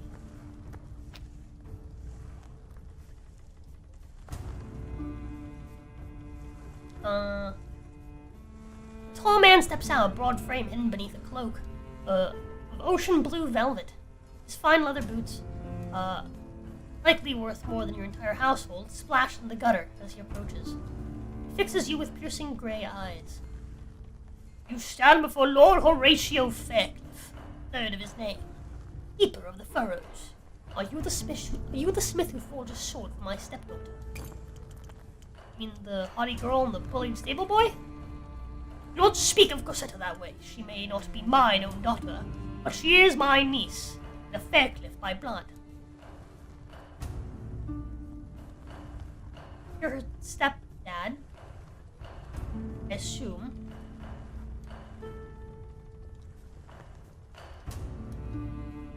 Yes. Which means, and she's also your niece.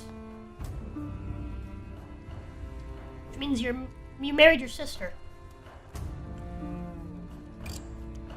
Heed closely, Smith. I'm here to commission a sword of my own, so that I might take that fool Albo's head.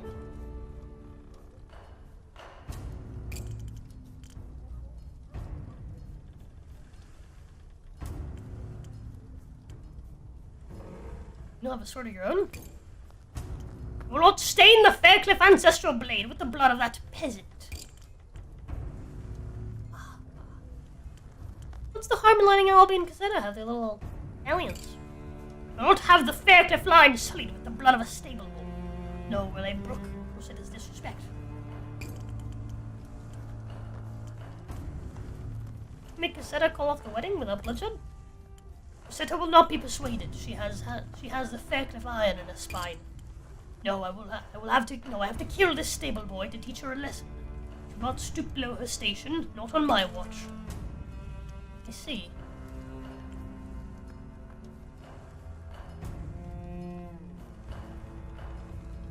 I can decline? But the money! I'll make a blade even grander than the one I made for your stepdaughter. Very good, Smith. I shall see you handsomely rewarded. He wants 4 engravings, okay? He wants twice as many engravings on his. And a half. Oh boy, Sindra.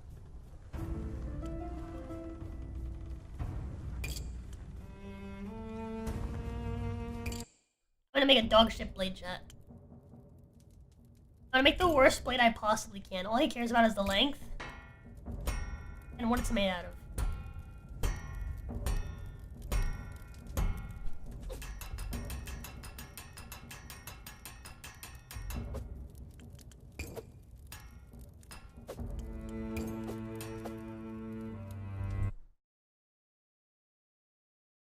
I've tried to decline it, which he would give you a retort, and then your only way to decline is just not accept the commission. Oh, I see. Okay, well,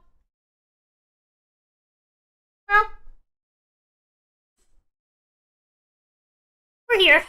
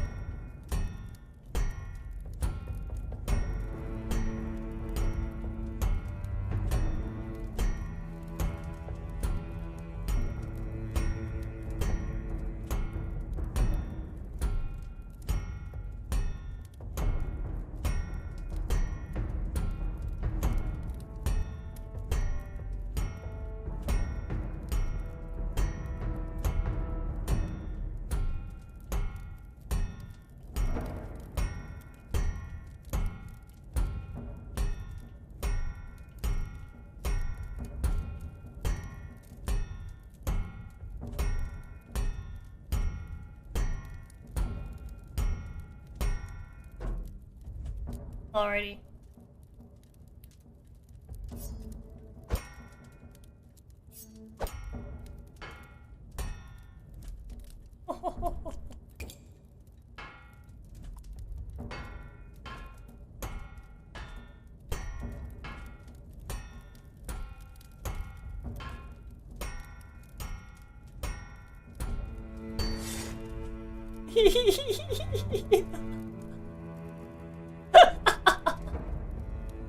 Okay, okay.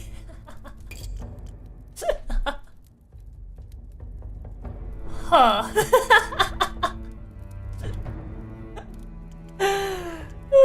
Okay.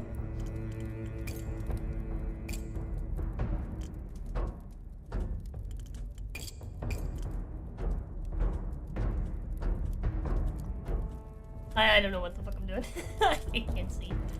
Gotta lower the thickness.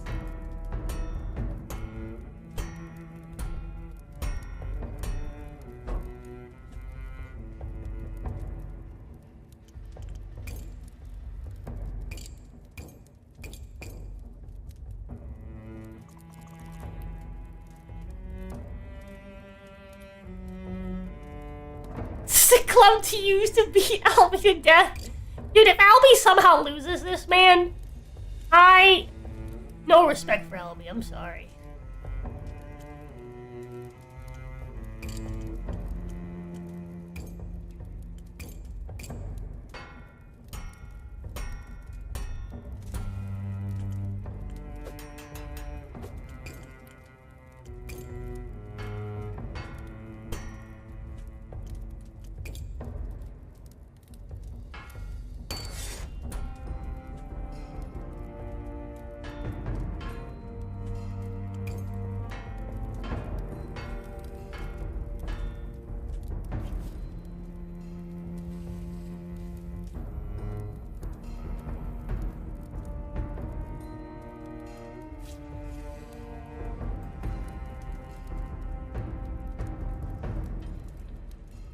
Now this, my friends, is the fucking circumciser.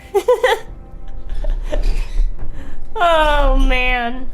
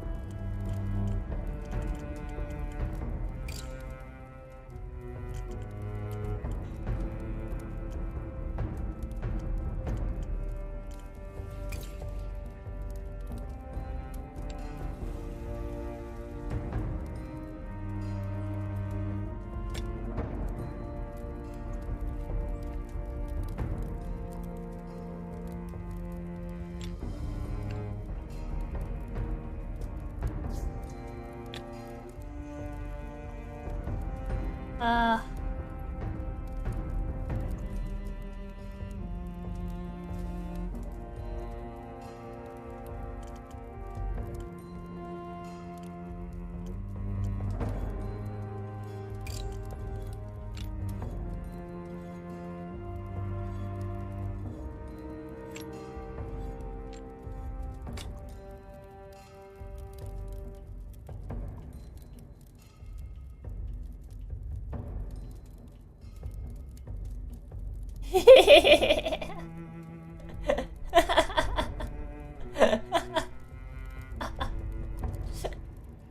Oh, it's funny. Oh, it's great.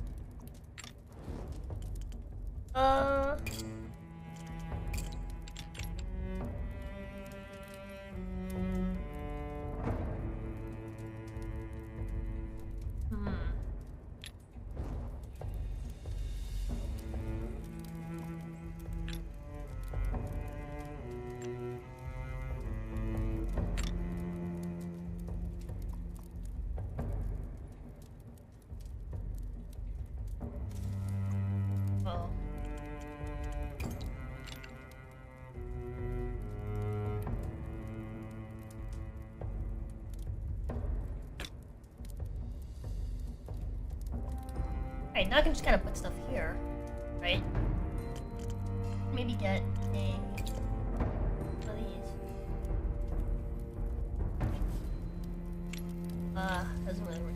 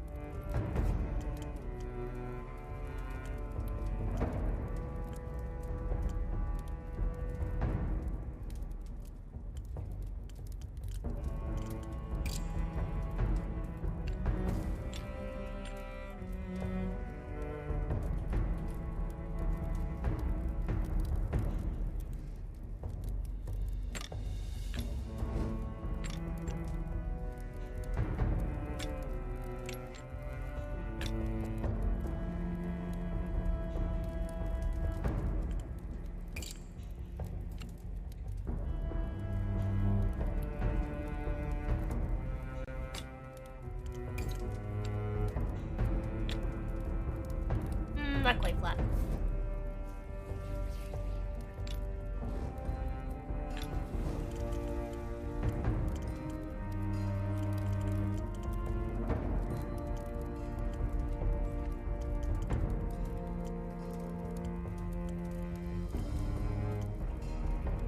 Nectar.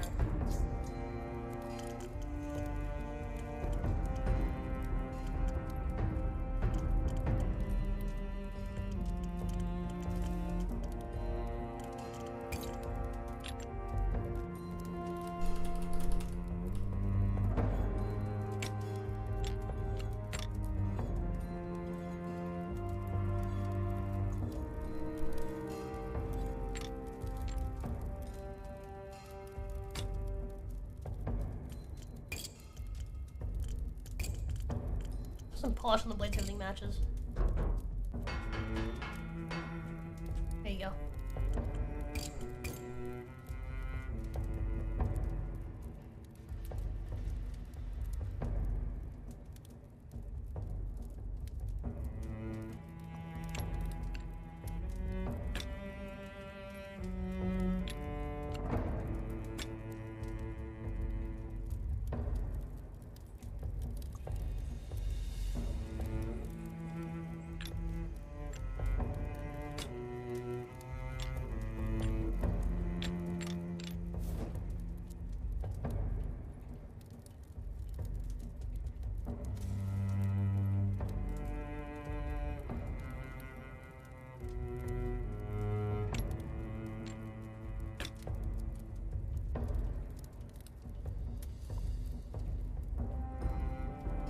Alrighty.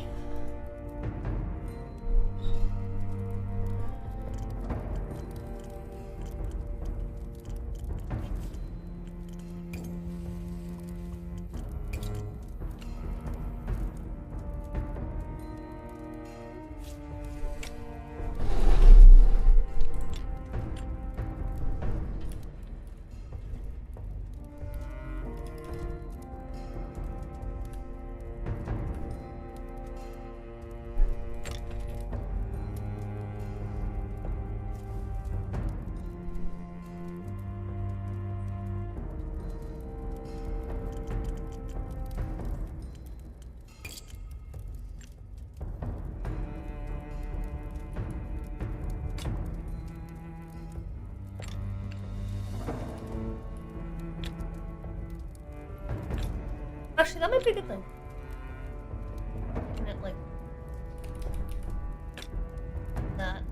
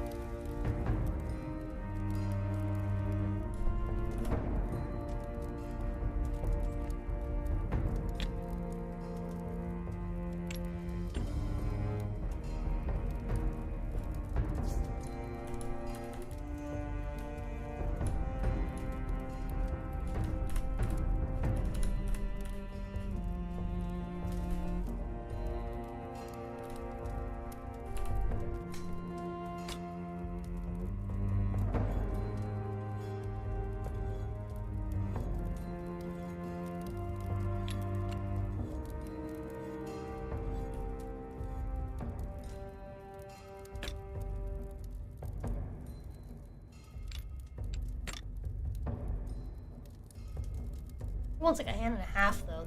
It's gotta be a thickums. Be long.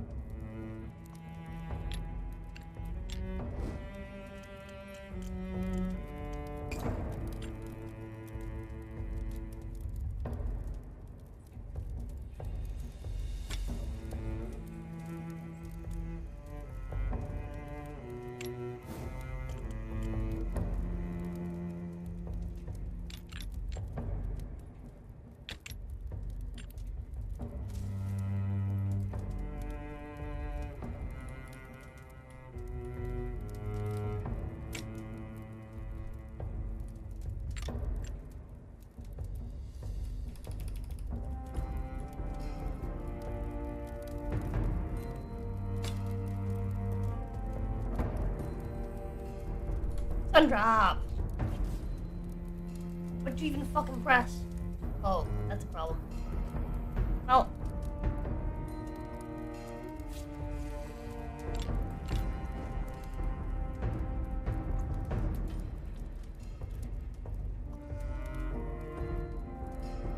Good news is this means I can make the blade thicker. The overall thickness.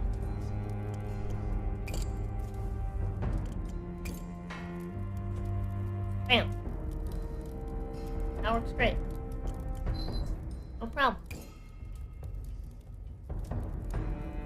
But I gotta make it bigger now.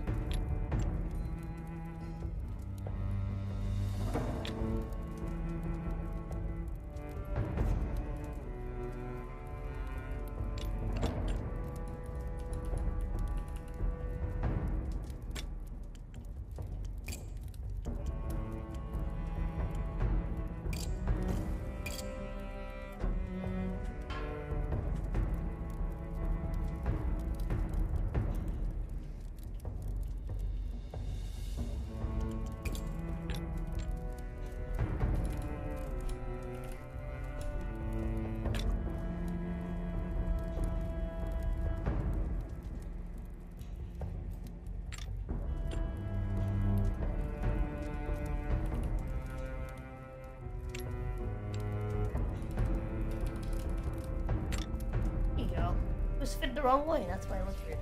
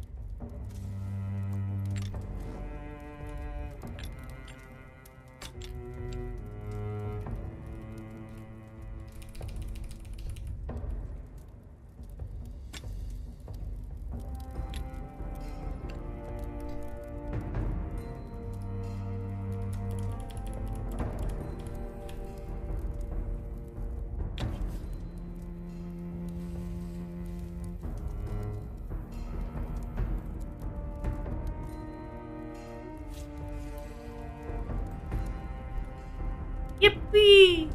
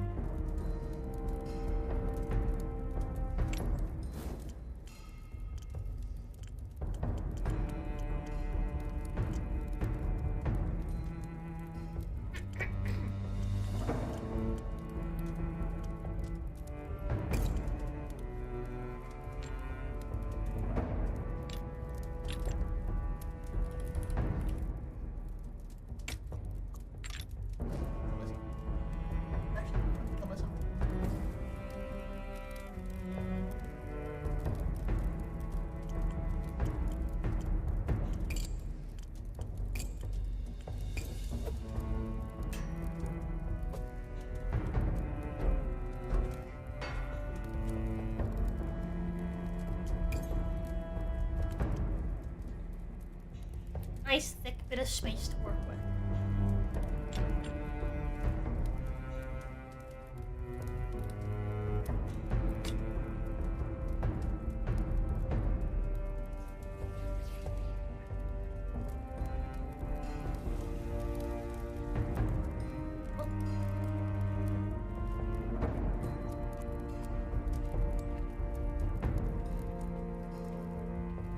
Aha!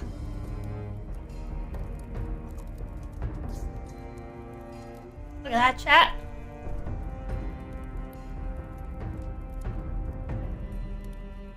Oh, this thing needs an arrow point somewhere in there. That's alright, I can do that.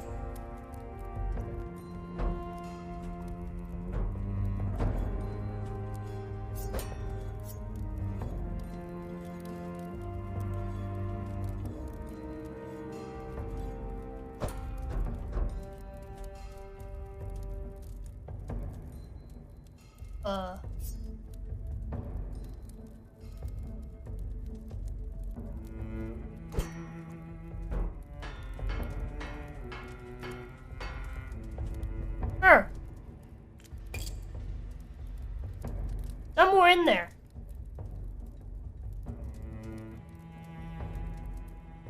Is that narrow point? Somewhere in there.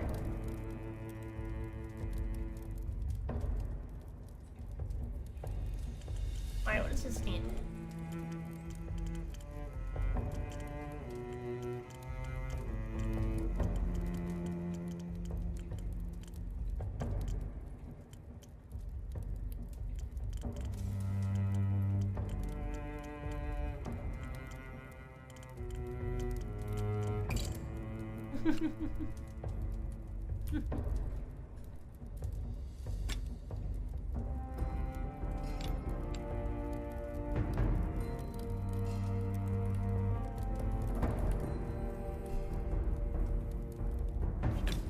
Don't worry, game. It won't be made out of gold.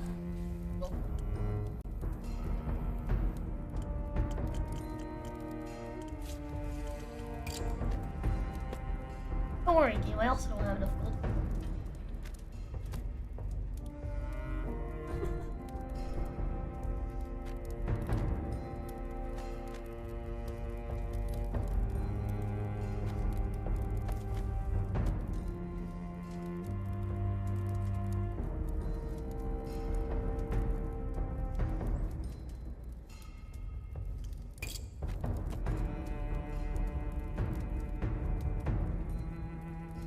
That's exactly enough gold.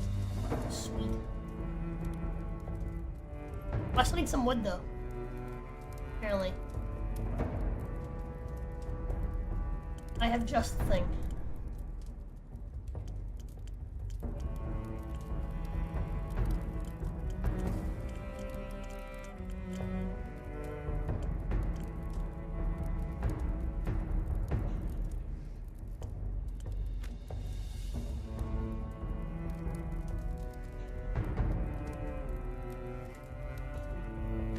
What the stuff that are in there? That stuff has wood in it.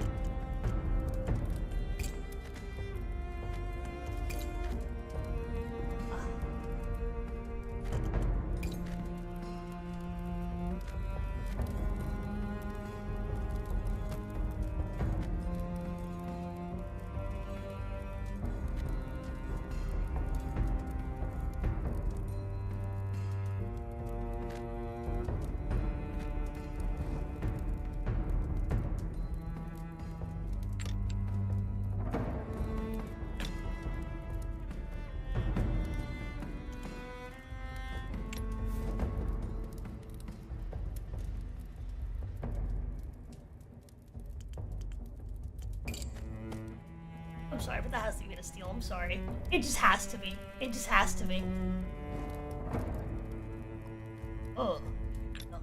We'll do the full.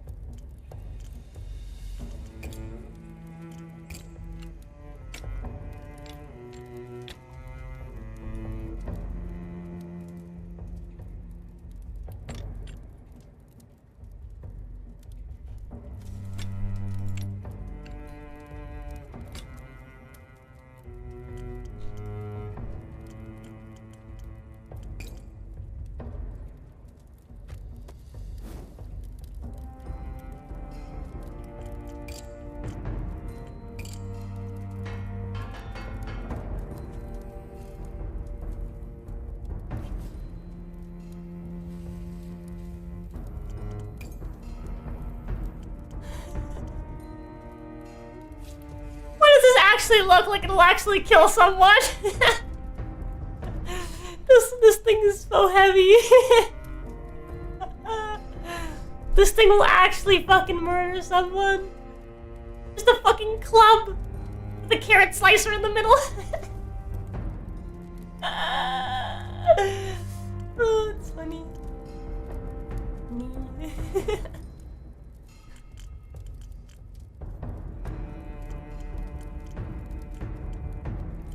Let's see.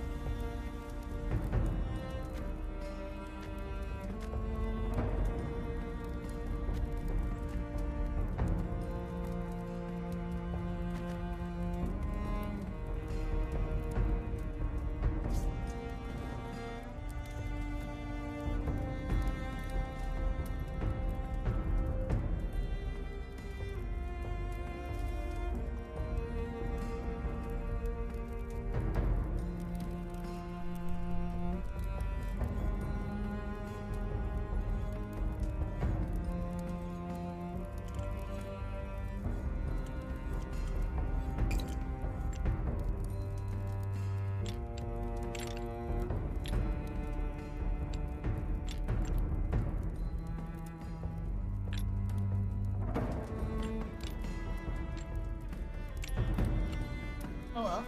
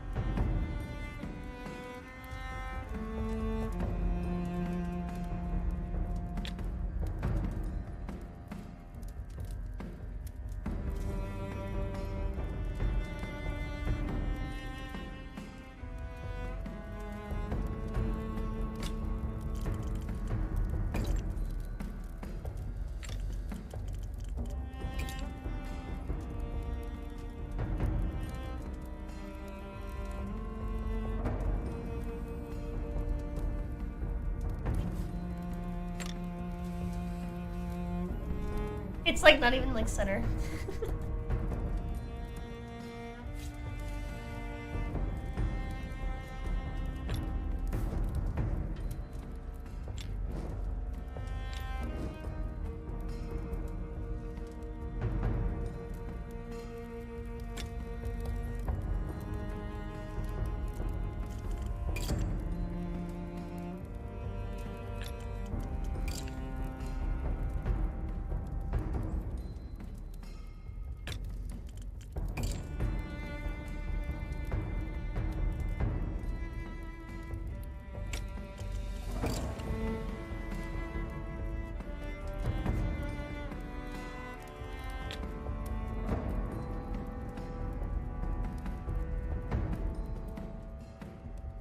Alrighty. Go buy some materials we need for this.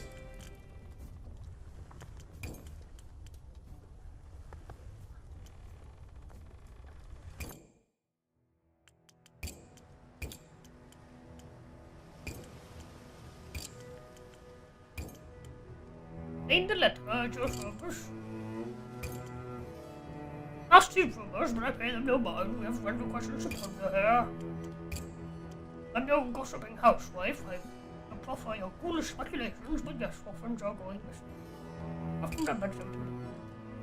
Only being sold off to cater some wealthy merchant's disgusting predilections. I know nothing for shorthand. A few missing children are the least of my concern. Into the world, your Smith.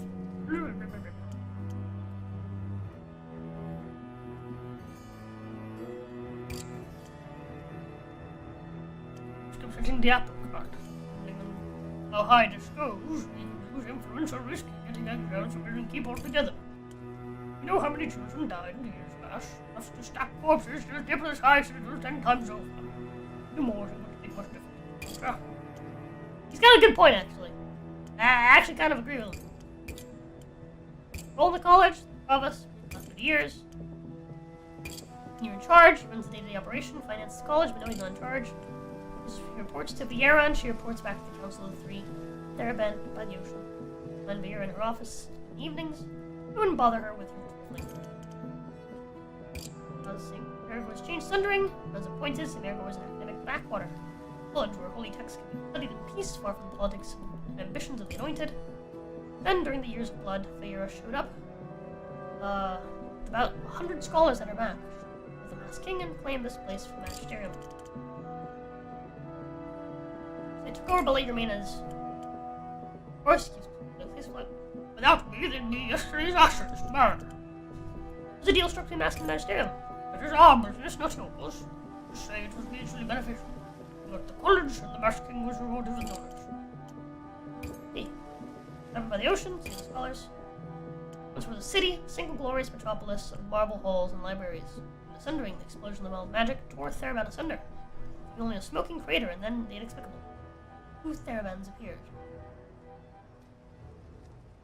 Identical in every detail, yet things apart.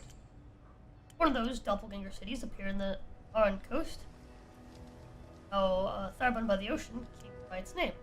The other city, wreathed in mist and mystery, became known as Theraban Mist.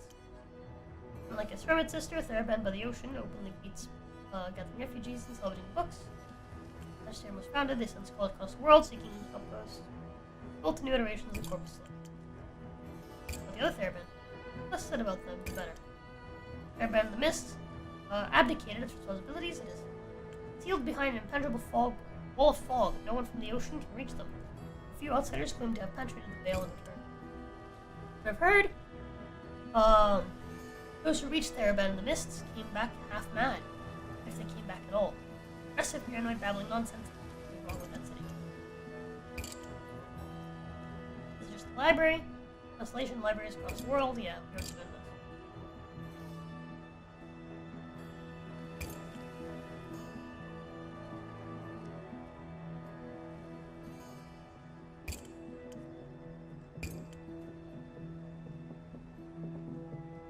The voices vanished, so too did our endowments from the anointed.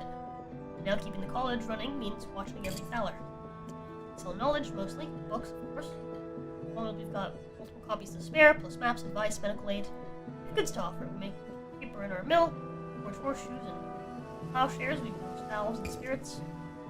All in all, we keep the candles lit, the ink flowing. I'm the one who finds the buyers and makes the deals. More practical work, thanks for scholars. Long gone are the days we could afford to have our heads in the clouds. Want to buy something? Just let me know. This guy's actually a pretty cool guy. Intelligent conversation, as always.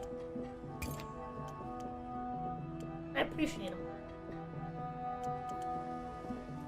I'm not buying any of this. Not yet. I do want to. Not yet.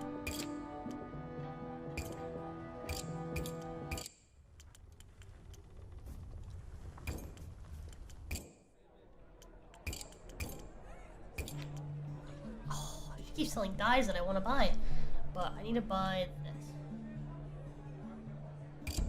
besides that.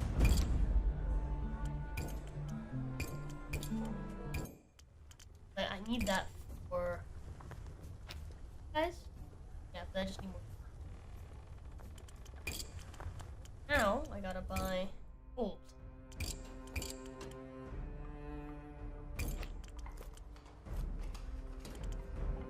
I steel too.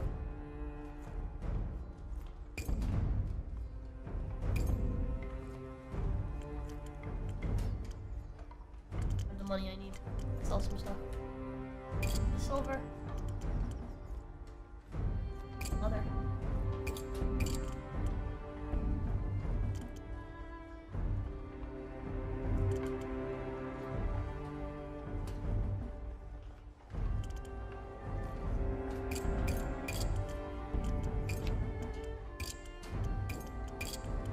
Oh, do I need to finish this? Need more steel. I have enough gold. Actually, I need more steel. If I get some more steel, finish this off, and we'll be done. Talk to this lady.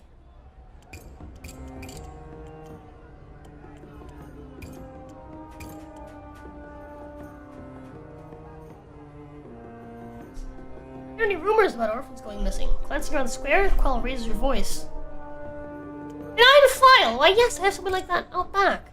Grabs you by the arm, pulls you down the alley. Why the burning dead, Smith? Don't ask me things like that. Remember I stole. Take out the huntress. She was trying to sell me some secrets about the orphanage. Told her to keep it to herself. Maybe it'll be of interest to you. Just leave my name out of it, eh? Alright, lady. Whatever you say. Ideally, I buy this.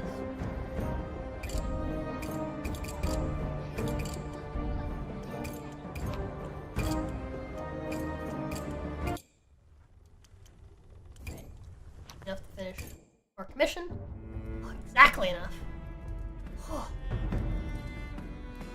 Now we get money, which we then used to get materials back. Thank God. Chat, what do we call it?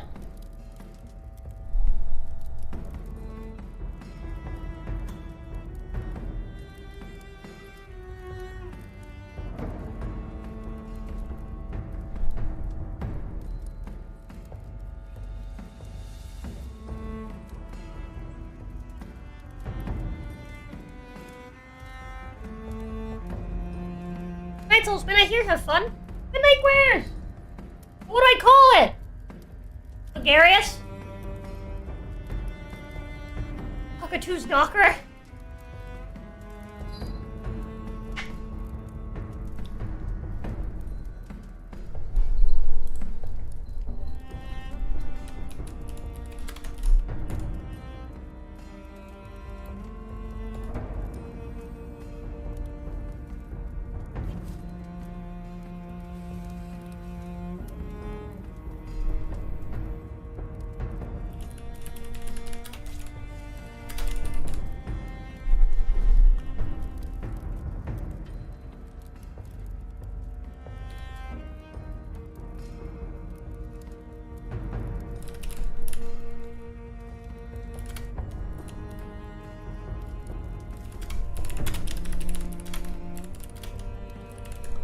Alright.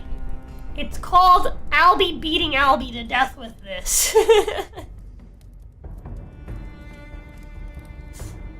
Alfred the Lord Fairclough. Takes a sword and holds it aloft, his arm unwavering. He practices a few cuts, maintaining a straight back and perfect form. This will serve its purpose. Once that stable boy is dead, I'm sure my Diogo Center will come to his senses.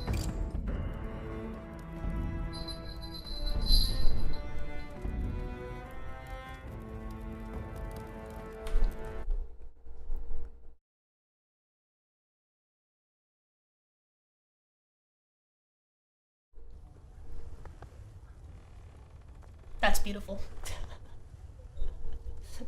That's beautiful. I actually need to message my wife.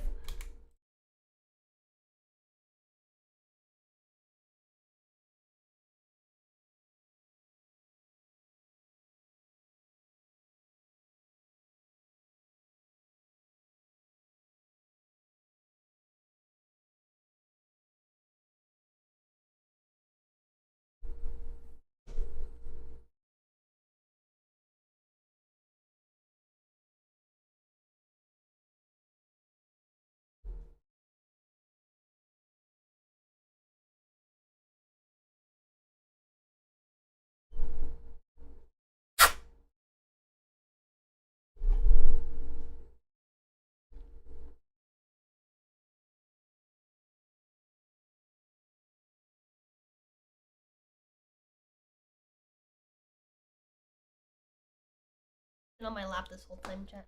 You wanna take a picture, send drop?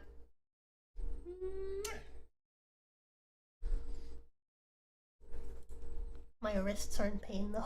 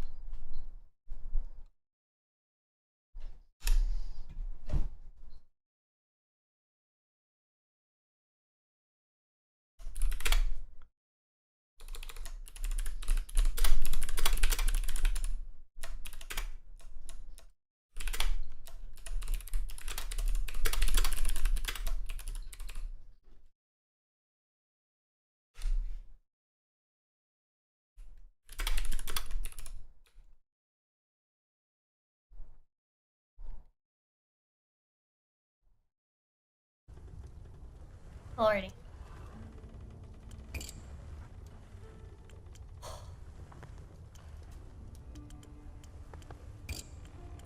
We need materials.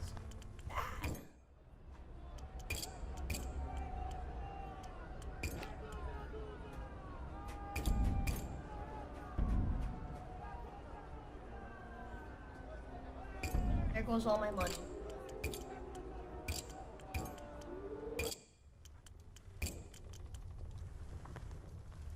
25 pop.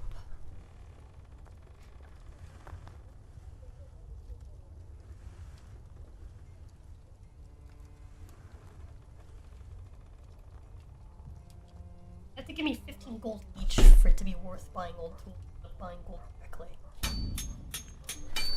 That one was worth it. That one was worth it. That one wasn't. That one was worth it. Every time I get more than 15, it ends up being, I save money. Alright, cool. I have some materials. I can make some in basic. I really want.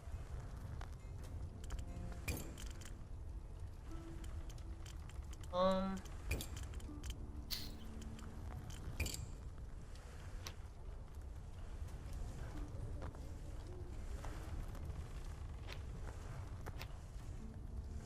don't have the money for that anymore. I feel like getting dollars just to.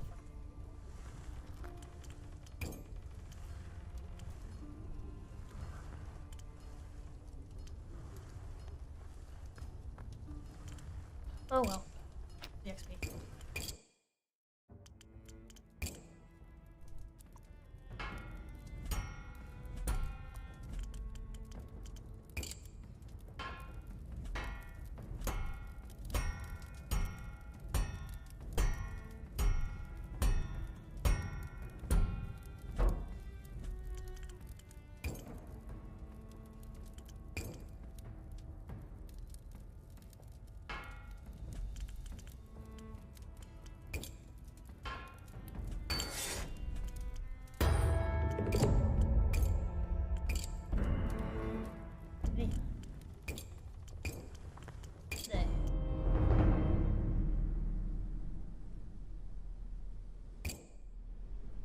I love ending up with no money.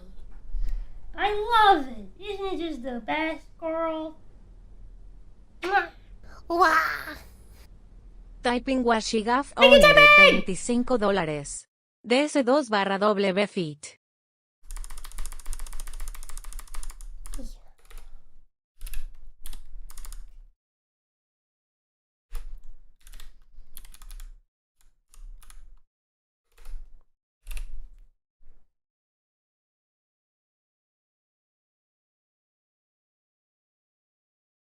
I'm torn.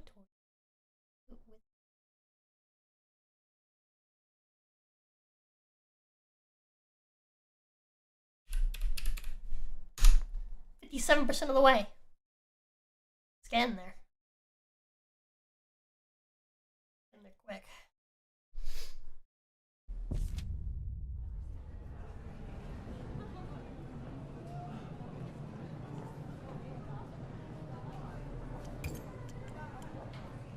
Here with Lucas. Hear about children vanishing from the orphanage. Yes, is about to have found. Fortunately, in the city, we live in the Masked King's shadow. Deep watch do not seem interested in us. Appearances? Coming too close, they get dangerous. Oh.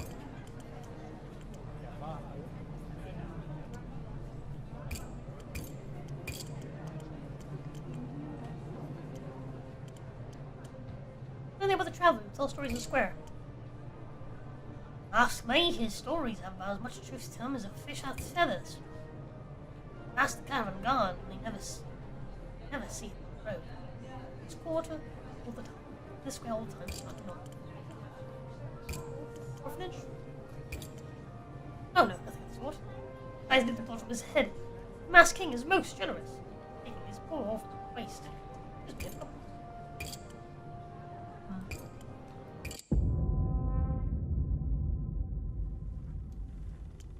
We can open the forge! They a troop of guards storm into your shop, leading them as a woman you recognize. Otto snarls at the intruders, hackles rising. You're under arrest! Well, why? There's an answer, instead making a sharp gesture to the watchman behind her. March forward, Chloe leaps to your defense, growling, but you send flying with a kick with a heavy boot. March down at sword point to a waiting wagon. Neighboring shop owners try to conceal their curiosity. CASWYNN is just arriving. Basket of bread in one hand, his mouth open in shock. What's happening here? You're under arrest too, Sunshine. Your basket falls, CASWYNN is seized. You're both hurled, bundled into the wagon, hands in manacles. What is this about?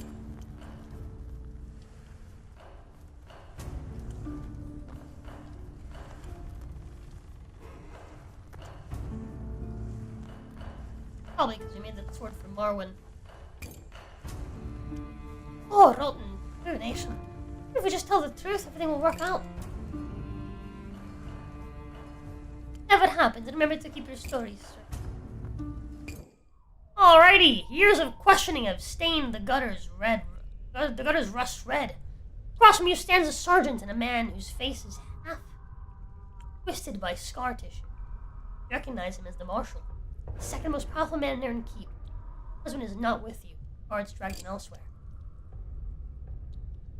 Here she is, Lord Commander. We've got her assistant in the adjacent cell. Thank you, Sergeant. Snaps salute and leaves. Marshal observes you, fingers drumming his sword hilt. Why do you think you're here, Smith?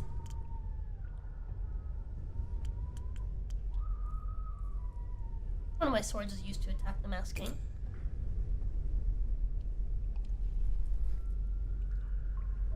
You will address me as Sir or my Lord, or I shall have you whipped.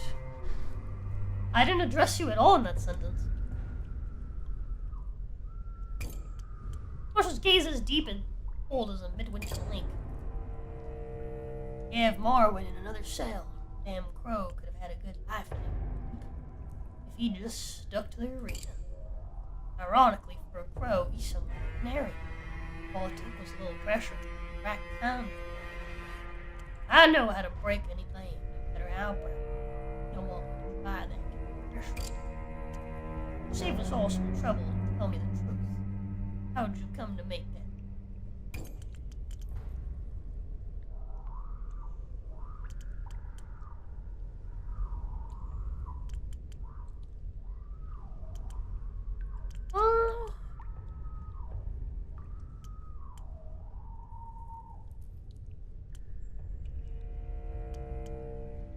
Here's a favor for my friend Rizal, sir. Owen promised he'd leave the steady stay in exchange. You're not lying to me, are you? We'll see if your assistant corroborates. He wasn't there for that. Hunter returns to the cell and whispers something in the marshal's ear. He nods. Sergeant steps out of the cell while the marshal's eyes drill into your soul. The pole stretches long enough to make him comfortable. The sergeant returns, nods once. Marshal claps you on the shoulder hard enough to leave a bruise. Good news, Smith. Your assistant tells the same tale. And our earlier interrogation of Marwyn puts you in the clear. You had no knowledge he turned that sword against her. You haven't encountered any other suspicious characters. Haven't made swords for any other troublesome. Tell me if you had.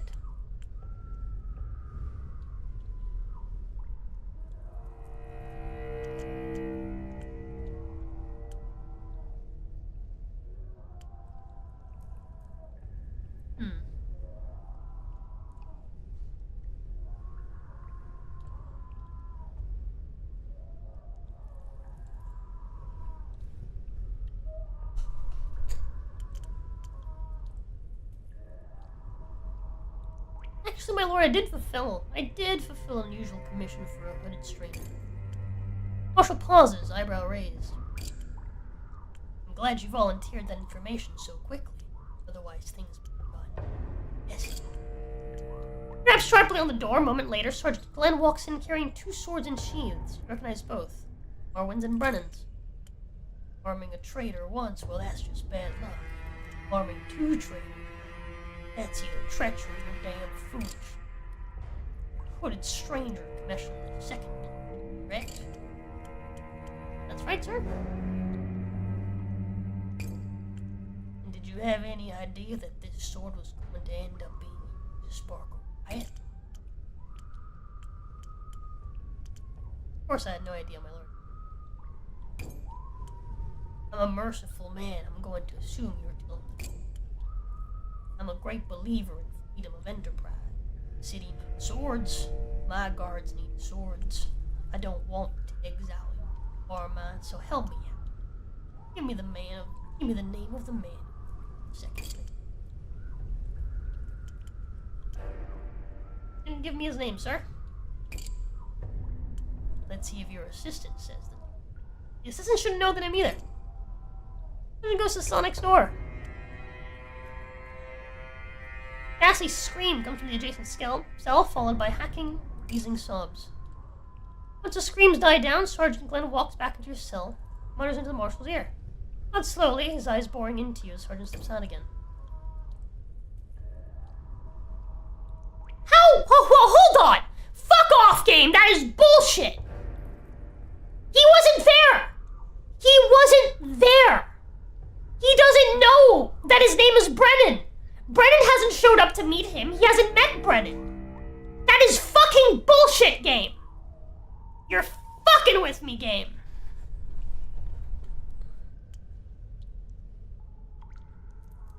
I'm so mad! So mad! That is fucking horseshit! Absolute fucking horseshit! He doesn't know who it was for. He just knew it was for a stranger.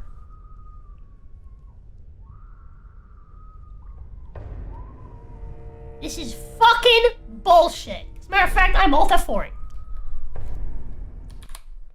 That is fucking bullshit. I'm angry. How does he know?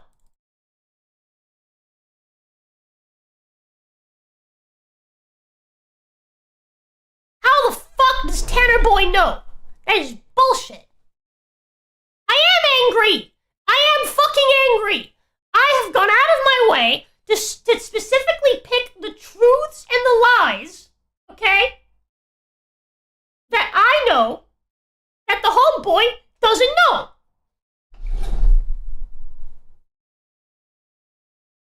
And I know he doesn't fucking know his name, because he only told me his name. And he told me in secret.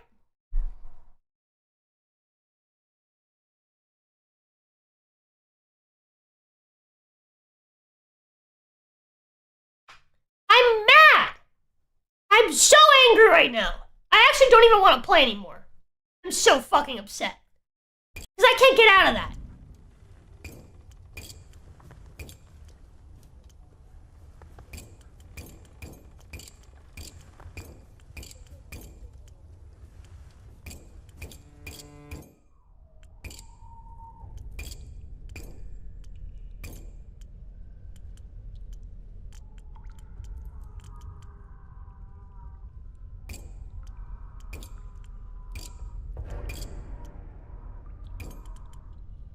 I'm actually so mad.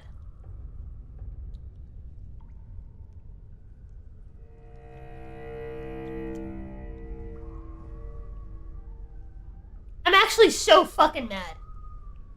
I think I'm gonna actually save scum until I beat this diplomacy check. Because at this point, the game has cheated me. So I'm gonna cheat back. At this point, I don't care. This whole time, I've been accepting the consequences of whatever decision I make. This is the point where this is fucking bullshit. Join their Discord and let them know? Nah, I joined their Discord for a while. I don't like the vibes in there.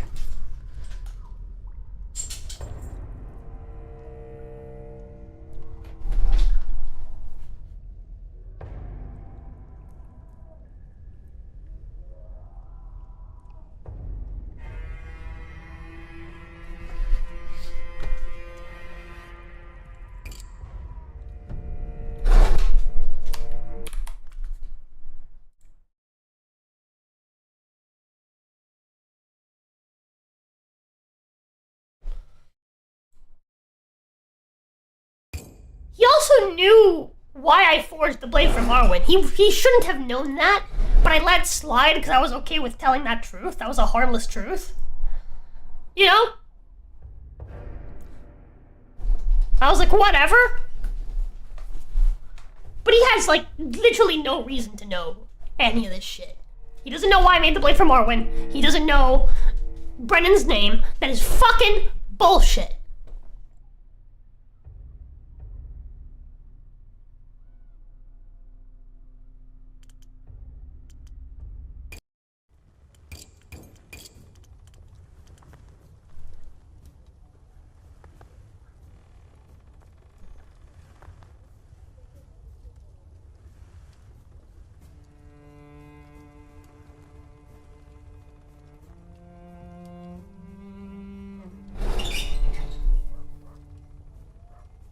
Sandra, go and ring the bell. Wait for me, she's gonna potty on the.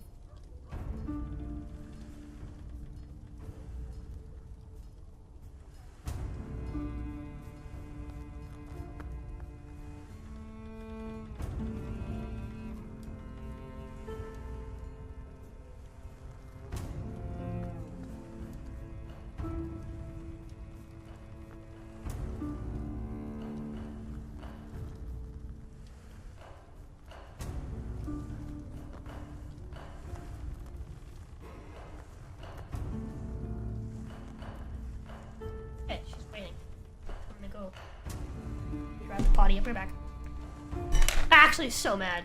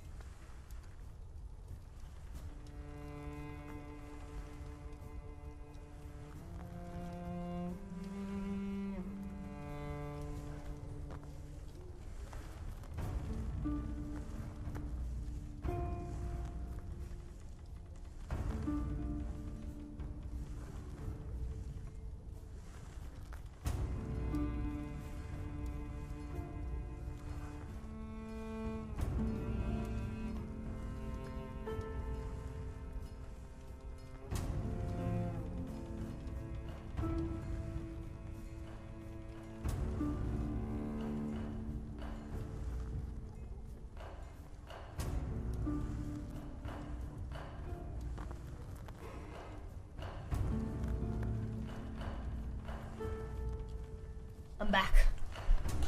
I told Sandra about the party while I was at it. I went ahead and hopped into the Discord and made a post. My post reads as follows. I don't know if it's titled CASWYNN Knows Everything. It reads, I don't know if this is a bug or an oversight, but during the interrogation portion of the story, CASWYNN seems to know everything, regardless of when he was recruited and whether or not any dialogue supports his knowing. In my own playthrough, I recruited CASWYNN after Rizal, so he has no reason to know why I forged the blade for Marwyn. This piece of knowledge wasn't really an issue. It's a harmless truth, and obviously the Marshal has Marwyn, so he'd be able to corroborate it anyways. CASWYNN also never met Brennan. Not there when Brennan told me his name, and there was no dialogue in which I mentioned his name to CASWYNN. Yet it turns out he knows it, preventing me from getting away with a lie. The one time I should be able. Anyways, love the game. Just thought I'd hop into the server and bring it up since it's a pretty bad continuity error. It takes away from not just the immersion, but from the value of player choice, which up to now has felt pretty solid. Feedback helps. Thumbs up, chat. I did my part.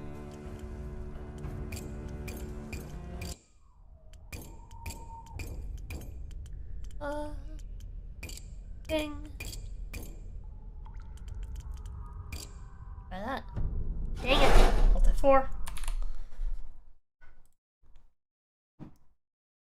I don't care anymore. I don't care. This is bullshit. I don't care.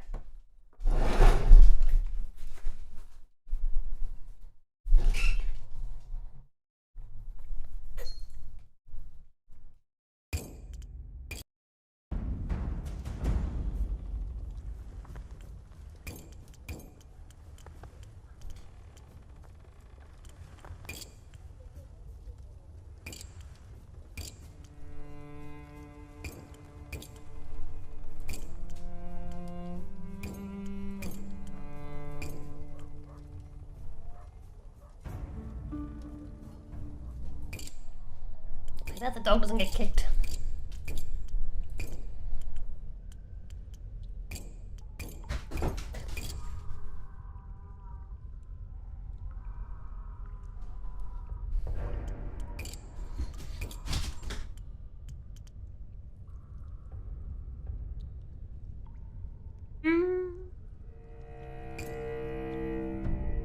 That's alright, we can keep trying.